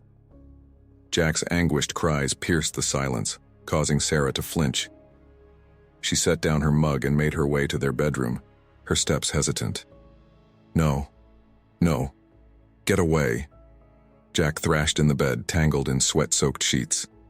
Sarah, run! Jack, wake up, Sarah said softly, gently shaking his shoulder. It's just a nightmare. You're safe, we're home. Jack's eyes flew open, wild with terror. For a moment he didn't seem to recognize her, his gaze darting around the room as if searching for some unseen threat. Then slowly, awareness crept back into his features. Sarah? His voice was hoarse, barely above a whisper. She nodded, forcing a smile onto her face. I'm here, Jack. It was just a dream. He sat up, running a shaky hand through his hair. It felt so real. I could smell it, Sarah. That musty, earthy scent. I could feel its breath on my neck. Sarah sat on the edge of the bed, taking Jack's hand in hers. I know. I have them too. But we're safe now. It can't hurt us here. Jack laughed bitterly. Can't it? Look at us, Sarah. We're prisoners in our own home, jumping at shadows. And for what? No one believes us. They all think we're crazy. Sarah's heart ached at the defeat in her husband's voice. The strong, confident man she had married seemed to have vanished, replaced by this shell of a person, haunted by memories and doubts. We know the truth, Jack, she said firmly. That's what matters. We can't let them make us doubt ourselves. Jack shook his head, his eyes filling with tears. But what if they're right? What if we did imagine it? What if our minds just broke out there in the woods? Sarah felt a flicker of anger. No. Don't you dare start thinking like that. We both saw it. We both felt it. It was real, Jack. It was real, and we survived. She stood up abruptly, crossing the room to her desk. Pulling open a drawer, she retrieved a thick sheaf of papers, bringing them back to the bed. "Look," she said, spreading the papers out before Jack. Each sheet was covered in intricate sketches, all depicting the same terrifying creature from different angles. "I've been trying to capture it to get every detail down on paper before the memories start to fade." Jack's eyes widened as he looked at the drawings. "Sarah, these are incredibly detailed. The eyes, God, the eyes are exactly how I remember them." Sarah nodded, a grim satisfaction settling over her. "I won't let us forget. I won't let them make us think we're crazy. Whatever that thing was, it was real. And someday we'll prove it." The next day, Sarah sat in their living room, the TV droning on in the background. She was barely listening, her attention focused on the sketch pad in her lap. Her pencil moved furiously across the paper, capturing every horrifying detail of the creature that haunted her dreams. "Text here. We can't let them twist the truth like this. We know what we saw." "Do we?" Jack's voice was barely above a whisper. Sometimes I'm not sure anymore. The nightmares, they're so vivid. But when I try to remember that night when I'm awake, it all seems so impossible." Sarah felt a surge of panic. She grabbed Jack's hands, forcing him to look at her. "No. Don't do this, Jack. Don't let them get inside your head. We saw it. We felt it. It was real." Jack pulled away, standing up abruptly. "I don't know what's real anymore, Sarah. All I know is that our lives are falling apart. Our friends won't return our calls. My boss is talking about extended leave. We're becoming pariahs, and for what? A story no one believes?" Sarah stood as well, her voice rising. "It's not a story. It's the truth. How can you even think about denying it?" "Because I want our lives back," Jack shouted, his face contorted with anguish. "I want to sleep through the night without waking up screaming. I want to be able to walk down the street without people whispering and pointing. I want things to be normal again." Sarah felt as if she'd been slapped. She stared at her husband, this man she thought she knew so well, and for a moment, she didn't recognize him at all. "Normal?" she whispered. "There is no normal anymore, Jack. That thing, whatever it was, it changed everything. We can't just pretend it didn't happen." Jack's shoulders slumped, the fight draining out of him. "I don't know if I can do this anymore, Sarah. I don't know if I'm strong enough." Sarah moved towards him, her anger melting into concern. She reached out, gently cupping his face in her hands.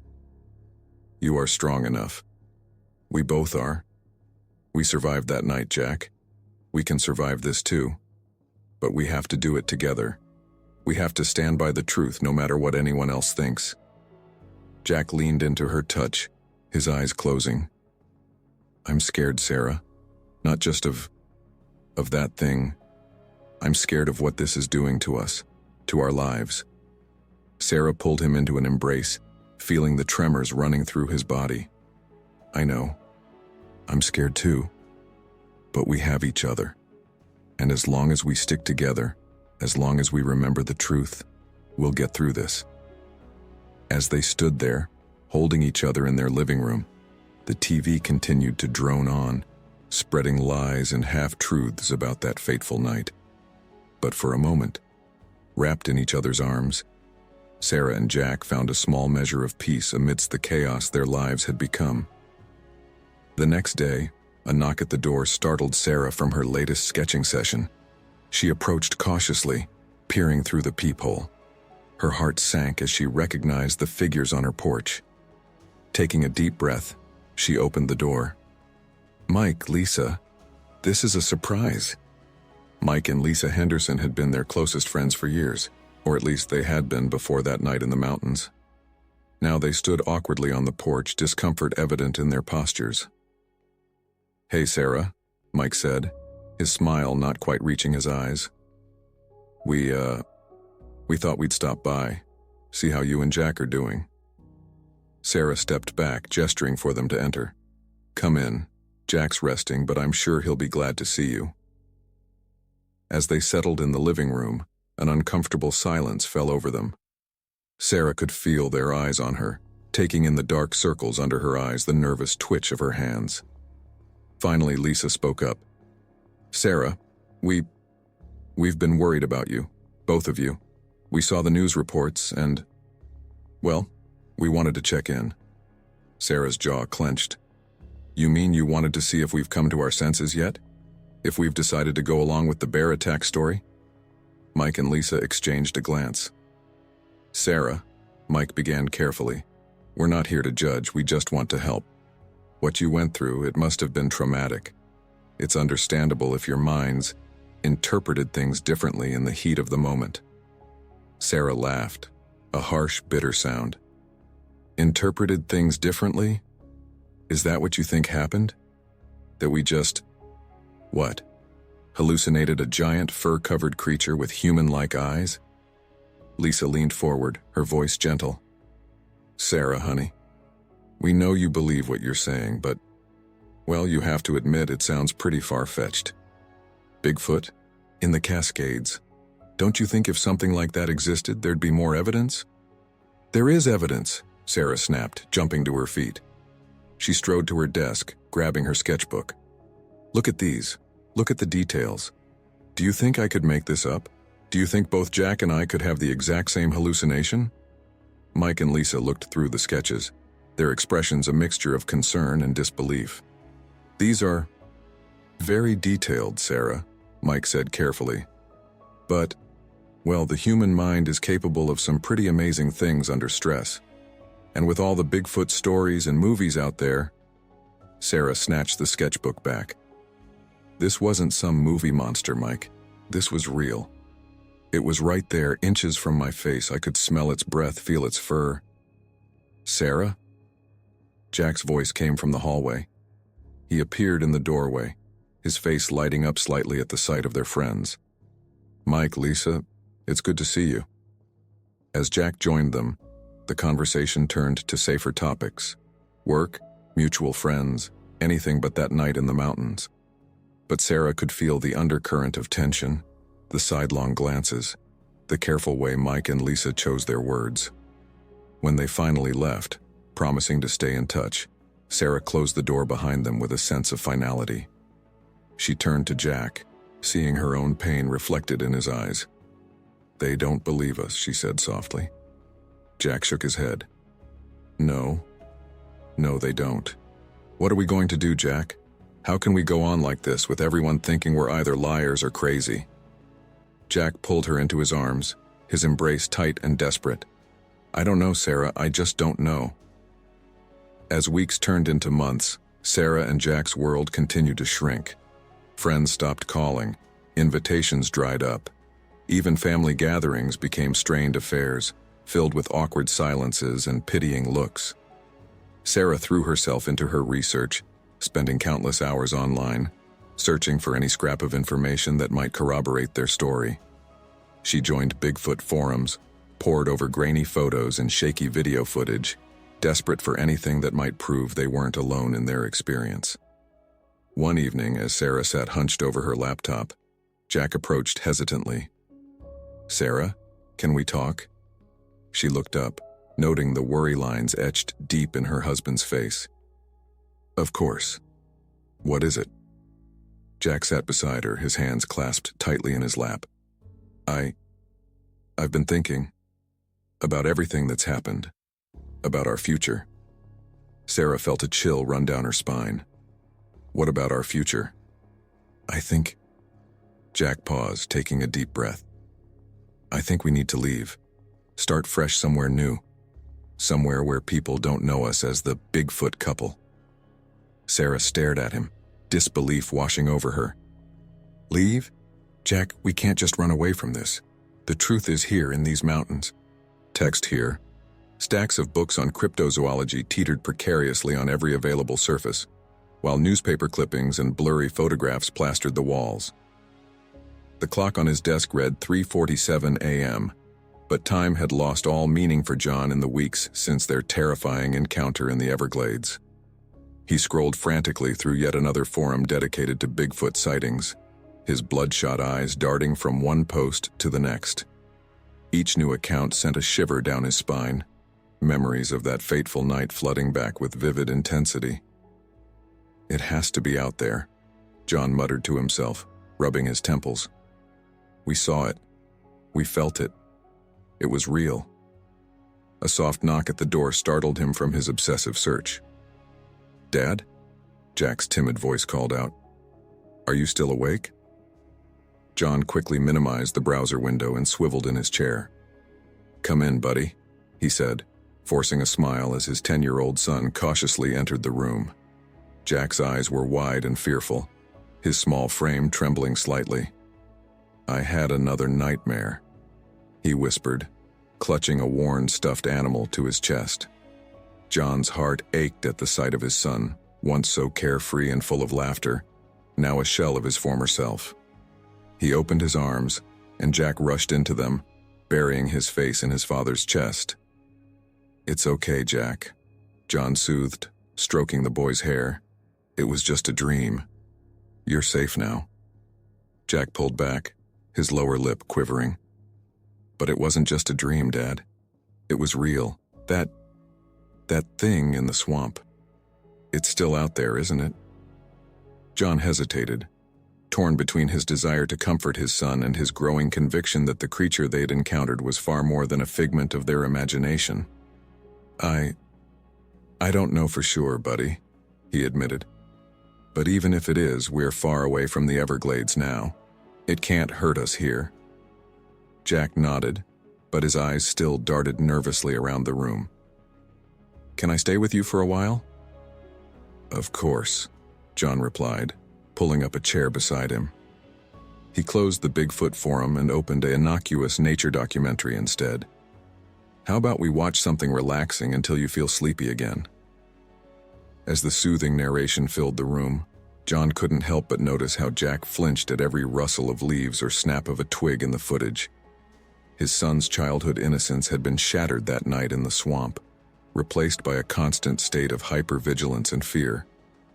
John's thoughts drifted to Sarah, his wife, who was sleeping, or more likely lying awake and angry, in their bedroom down the hall. The growing rift between them was as palpable as the creature's hot breath had been on that terrible night. The next morning, John stumbled into the kitchen, his eyes heavy from another sleepless night. Sarah stood at the counter, her back to him as she poured a cup of coffee. "Morning," John mumbled, reaching for a mug. Sarah turned, her expression a mix of concern and frustration. "You were up all night again, weren't you?" It wasn't really a question. John sighed, slumping into a chair at the kitchen table. "I just lost track of time, that's all." Sarah sat across from him, her hands wrapped tightly around her coffee mug. "John, we need to talk about this. You can't keep going on like this. It's not healthy, for you or for Jack." I know, John said, running a hand through his disheveled hair. "But Sarah, you don't understand. What we saw out there, it changes everything. The world needs to know the truth." Sarah's eyes hardened. "What we saw was a bear or a large cat or I don't know what. But it wasn't some mythical creature, John. You're letting your imagination run wild and it's tearing this family apart." John leaned forward, his voice intense. "How can you say that? You were there, Sarah. You saw it with your own eyes. The size of it, the way it moved. No known animal could have done what that thing did." "Enough," Sarah snapped, slamming her mug down on the table. Coffee sloshed over the rim, but she didn't seem to notice. "I can't do this anymore, John. I've tried to be patient, to give you time to work through whatever this is, but it's gone too far."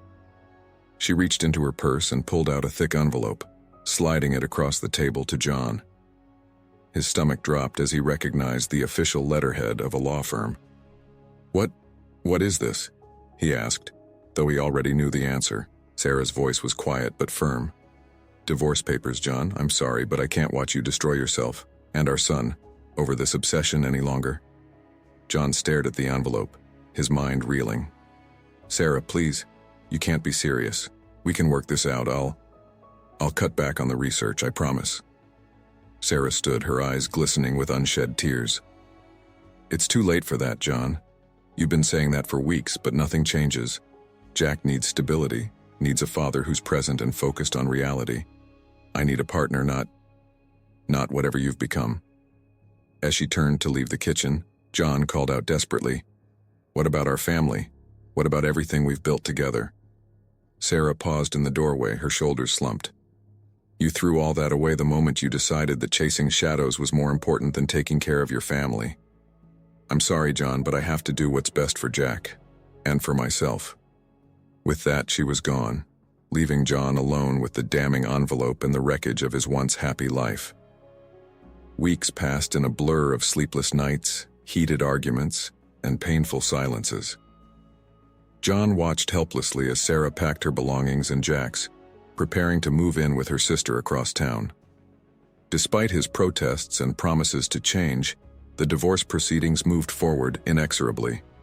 On a rainy Tuesday afternoon, John found himself standing in the driveway watching as Sarah loaded the last of the boxes into her car.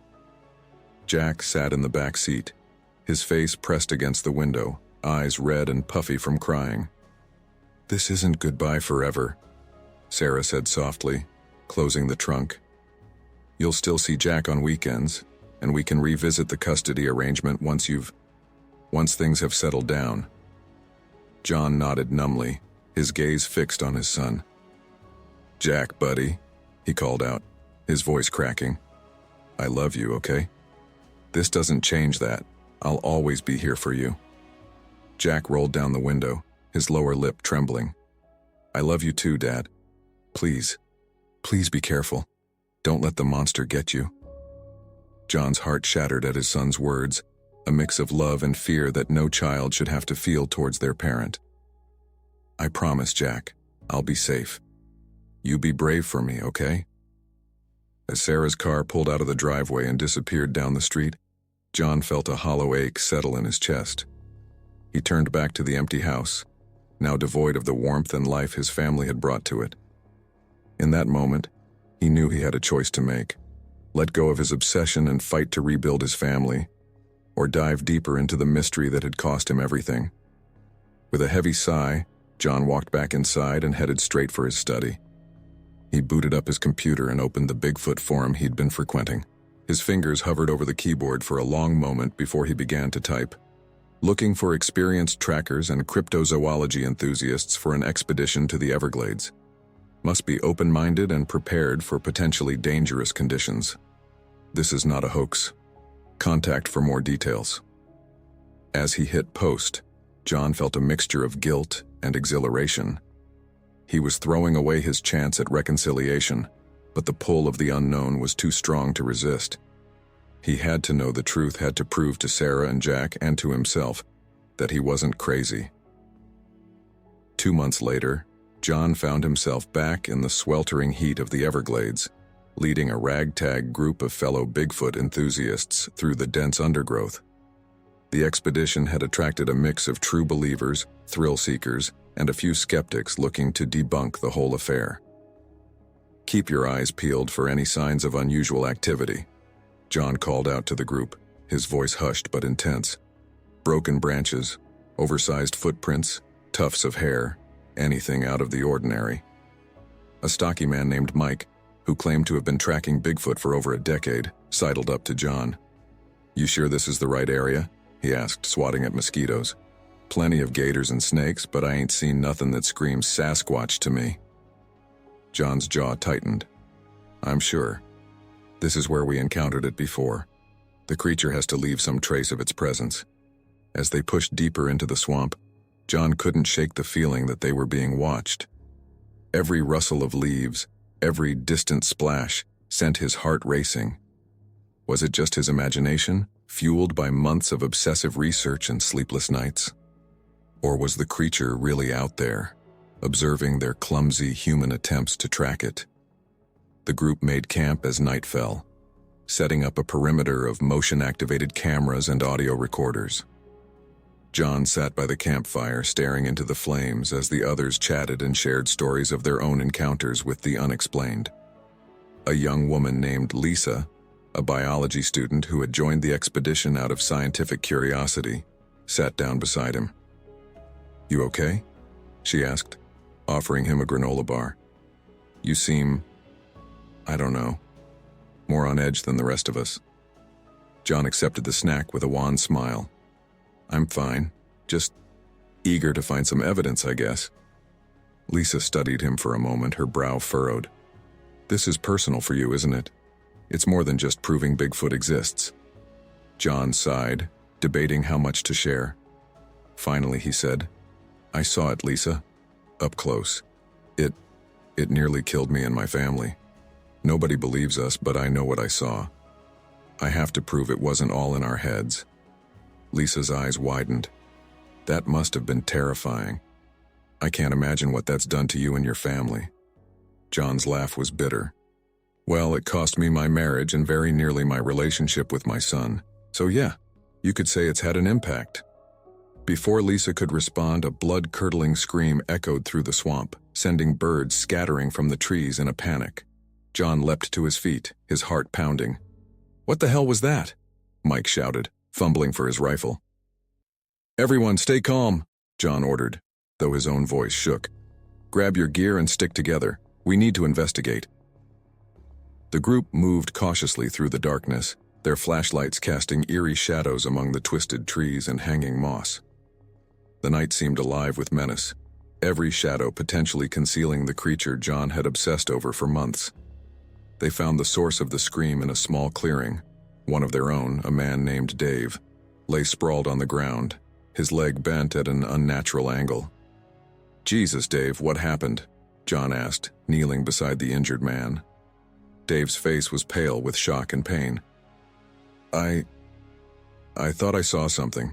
Tried to follow it, but I slipped and fell down an embankment. My leg, I think it's broken. As the others tended to Dave and called for emergency evacuation, John scanned the surrounding area. His flashlight beam caught something that made his breath catch in his throat. A massive humanoid footprint pressed into the soft mud. Look, he shouted, pointing at the print. That's proof. That's what we've been searching for.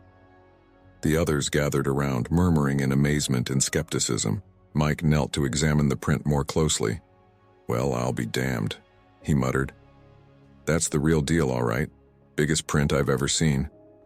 Lisa, however, looked unconvinced. It could be a hoax, she said gently. We need to document this properly, take plaster casts before we jump to conclusions. John barely heard her, his mind racing with vindication and renewed determination. We're close, he said, more to himself than the others. It's here. We just need to keep searching. As the sound of an approaching rescue helicopter filled the air, John made a decision that would change the course of his life forever. You all head back with Dave, he told the group. I'm going to keep looking. This might be our only chance to make contact. The others protested, citing the dangers of the swamp and the foolishness of going alone. But John was beyond reason. The obsession that had cost him his family, his career, and nearly his sanity now drove him forward with singular purpose. He watched as the helicopter lifted off, carrying his injured companion and the rest of the expedition to safety.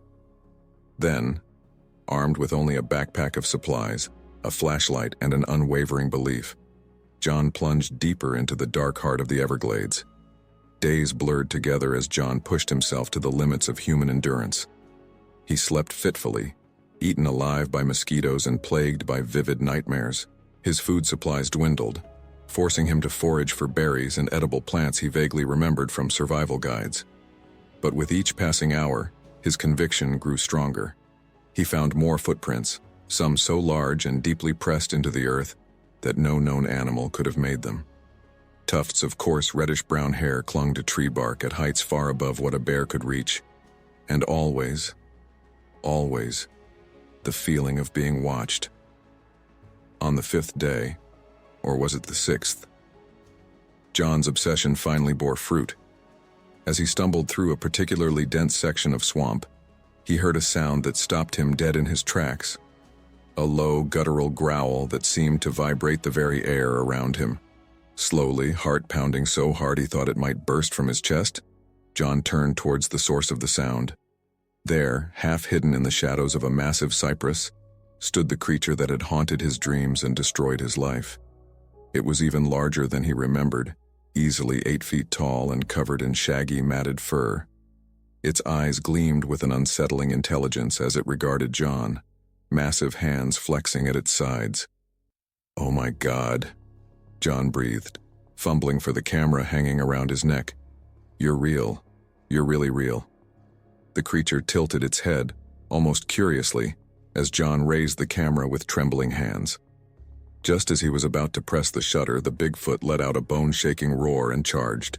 John's survival instincts finally kicked in, overriding his obsessive need for proof.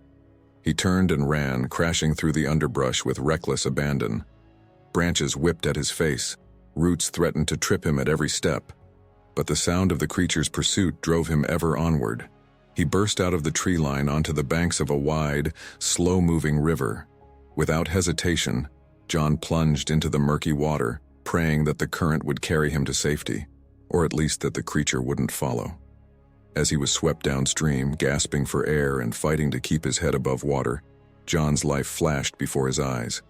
He saw Sarah's face, filled with love, and then disappointment.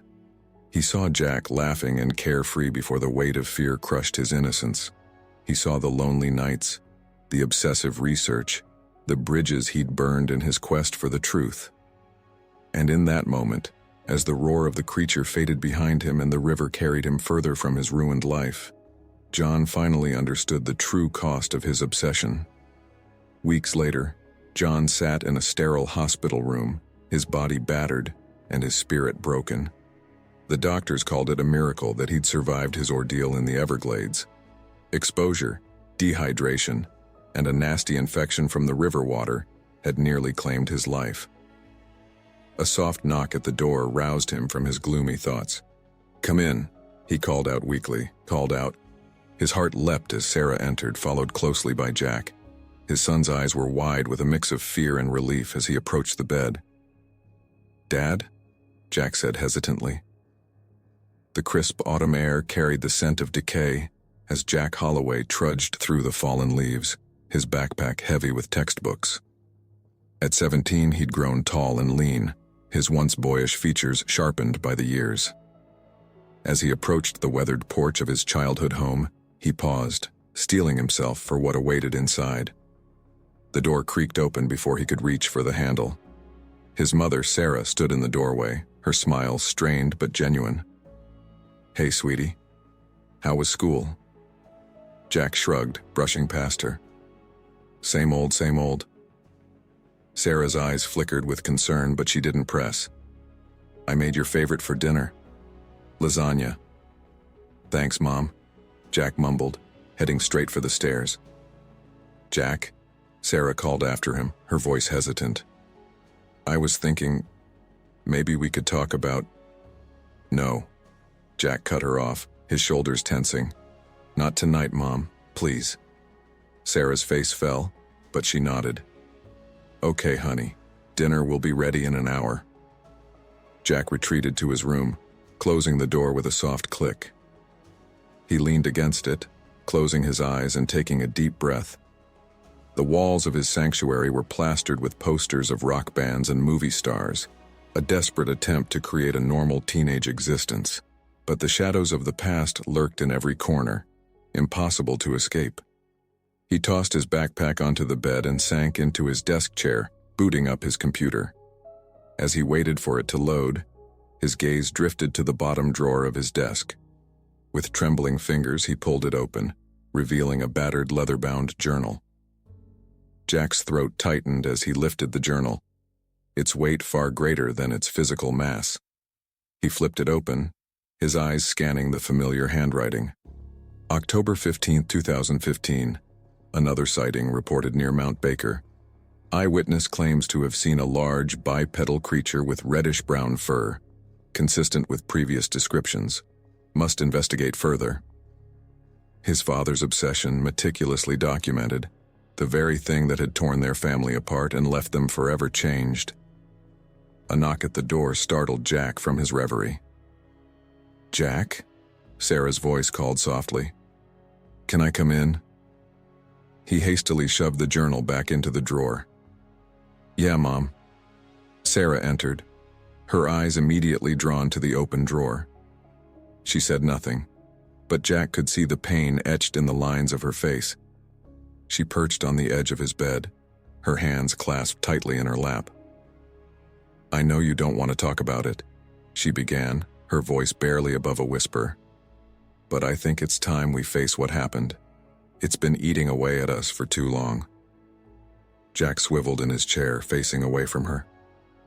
What's the point, Mom? No one believes us anyway. We're just the crazy Holloways, remember?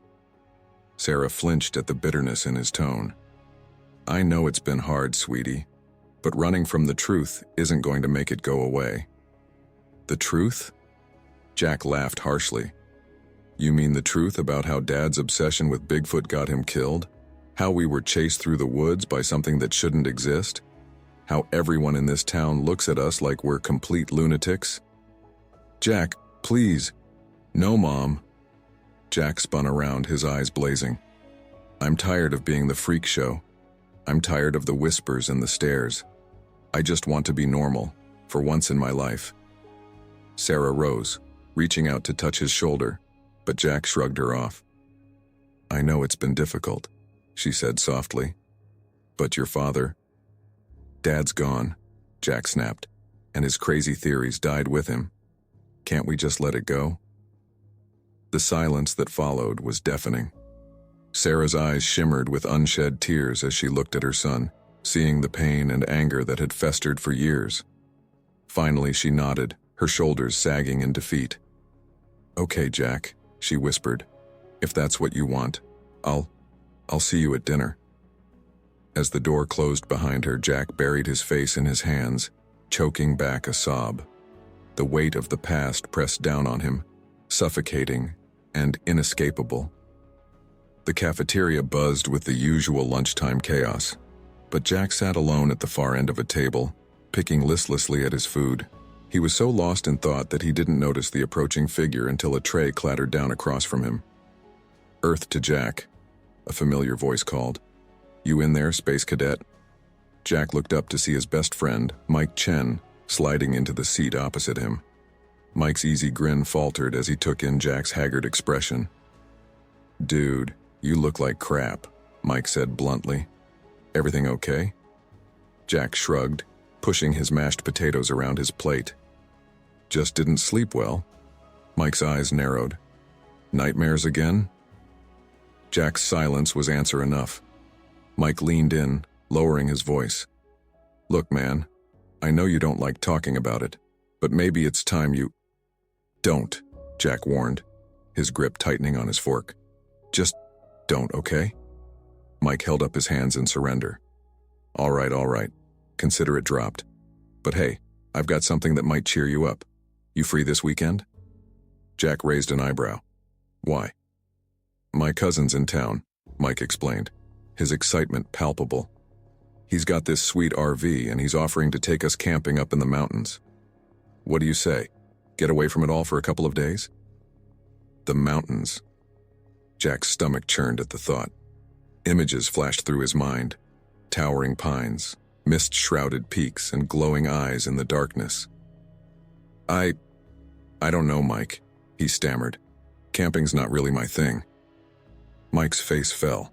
Come on, man. When was the last time you did anything fun? It'll be great. Just us guys, roughing it in the wilderness. The word wilderness sent a chill down Jack's spine. He opened his mouth to refuse again when a shrill voice cut through the cafeteria din. Well, if it isn't Bigfoot Boy and his faithful sidekick. Jack's shoulders tensed as Amber Hollister sauntered up to their table, her perfect blonde curls bouncing with each step. She was flanked by her usual posse of giggling sycophants. What do you want, Amber? Mike asked, his tone wary. Amber's lips curled into a cruel smile. Oh, nothing. Just checking to see if Jack's spotted any more monsters lately. You know, since his family's so good at finding imaginary creatures. Jack's cheeks burned as laughter rippled through the nearby tables. He kept his eyes fixed on his tray, willing himself to disappear.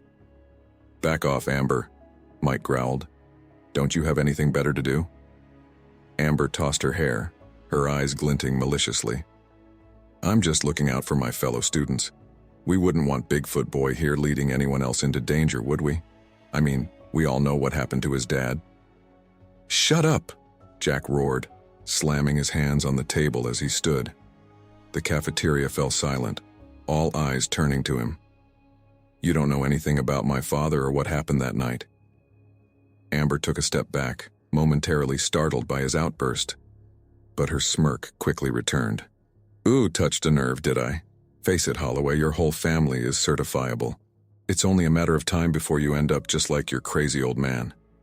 Jack lunged forward, his vision blurring with rage. But Mike was quicker, grabbing his arm and holding him back. She's not worth it, man. Mike hissed in his ear. Don't give her the satisfaction. Jack trembled with fury, his breath coming in ragged gasps. Amber's laughter echoed in his ears as she sauntered away, victory written all over her perfect face. That's right. Run along, Bigfoot boy, she called over her shoulder. Wouldn't want you to go all Sasquatch on us. As the laughter swelled around him, Jack wrenched his arm free from Mike's grasp and stormed out of the cafeteria. He ignored Mike's calls, pushing through the double doors and out into the crisp autumn air. He didn't stop until he reached the far end of the school's soccer field, collapsing onto a weathered wooden bench. His chest heaved as he fought to regain control, hot tears of humiliation and rage stinging his eyes. Screw this, he muttered, clenching his fists. Screw all of them. The sound of approaching footsteps made him tense, ready for another confrontation. But it was only Mike, his expression a mix of concern and sympathy. You okay, man? Mike asked softly, sitting down beside him. Jack laughed bitterly. Oh yeah, I'm just peachy. Nothing like being the school freak to really make your day, you know? Mike sighed, running a hand through his shaggy black hair. Look, I know Amber's a grade A bitch, but you can't let her get to you like that. It's not just her, Jack said, his voice breaking. It's everyone, the whole town. They all look at me like I'm some kind of monster. That's not true, Mike protested. Plenty of people don't believe all that crap. Jack turned to him, his eyes blazing. Really? Name one person besides you who doesn't think my family is completely insane. Mike opened his mouth, then closed it again, unable to come up with an answer. Exactly, Jack muttered, slumping back against the bench. They sat in silence for a long moment, the autumn wind rustling through the nearby trees. Finally, Mike spoke again, his voice hesitant. You know, maybe the camping trip isn't such a bad idea after all. Jack snorted. Yeah, right. Because going into the woods is exactly what I need right now. No, hear me out, Mike insisted. It could be a chance to face your fears, you know? Show everyone that you're not afraid of the forest or whatever else is out there. Jack stared at his friend, incredulous. Are you serious? Mike nodded enthusiastically. Think about it. If you go on this trip and come back totally fine, it might shut some people up. Plus, it'll be fun. My cousin knows all the best spots. We could fish, hike, maybe even do some stargazing. Jack hesitated, torn between his deep-seated fear of the wilderness and the allure of proving everyone wrong. The memory of that fateful night still haunted him, the sounds and smells as vivid as if it had happened yesterday. But maybe Mike was right. Maybe facing his fears head-on was the only way to finally put the past behind him. I don't know, he said slowly. It's been a long time since I've been camping. Mike's face lit up with hope. So you'll think about it? Jack took a deep breath, steeling himself. Yeah, okay, I'll think about it. Yes, Mike exclaimed, pumping his fist in the air.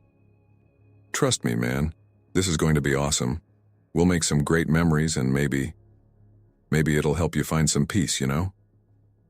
As the bell rang, signaling the end of lunch, Jack nodded absently.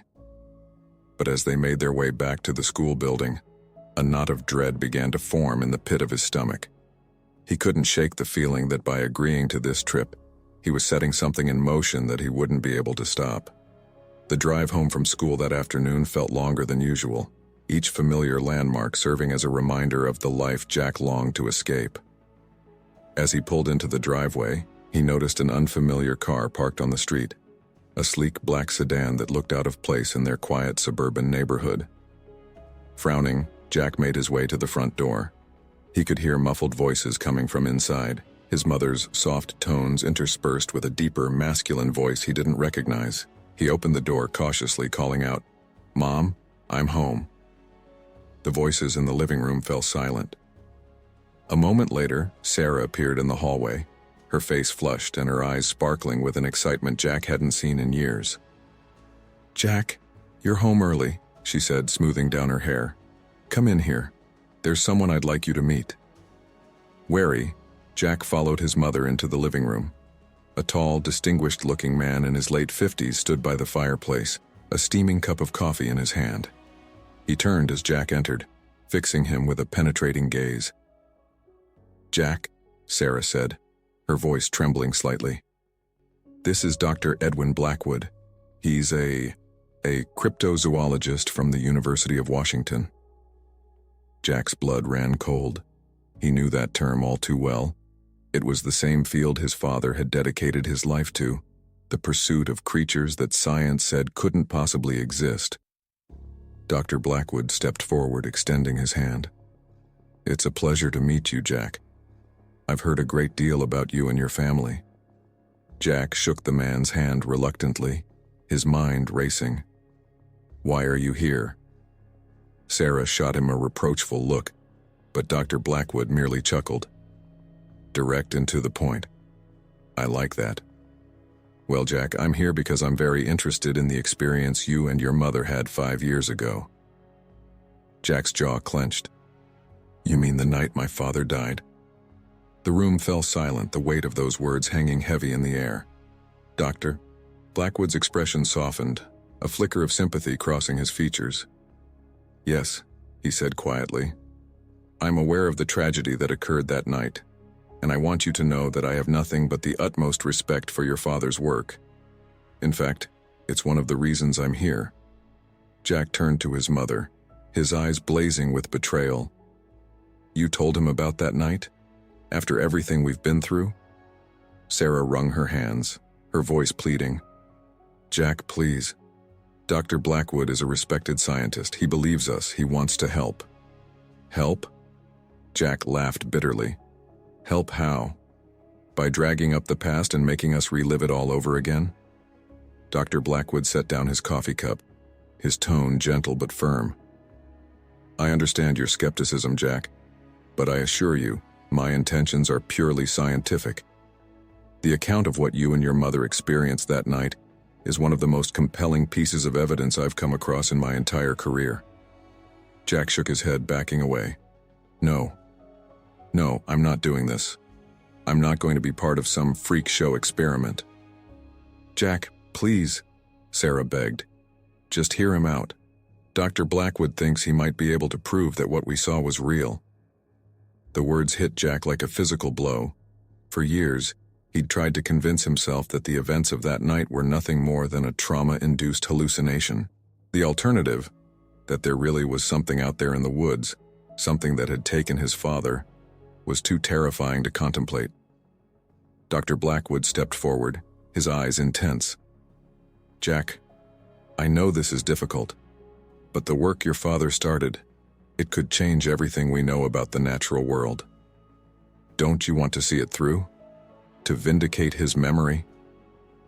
Jack's mind reeled.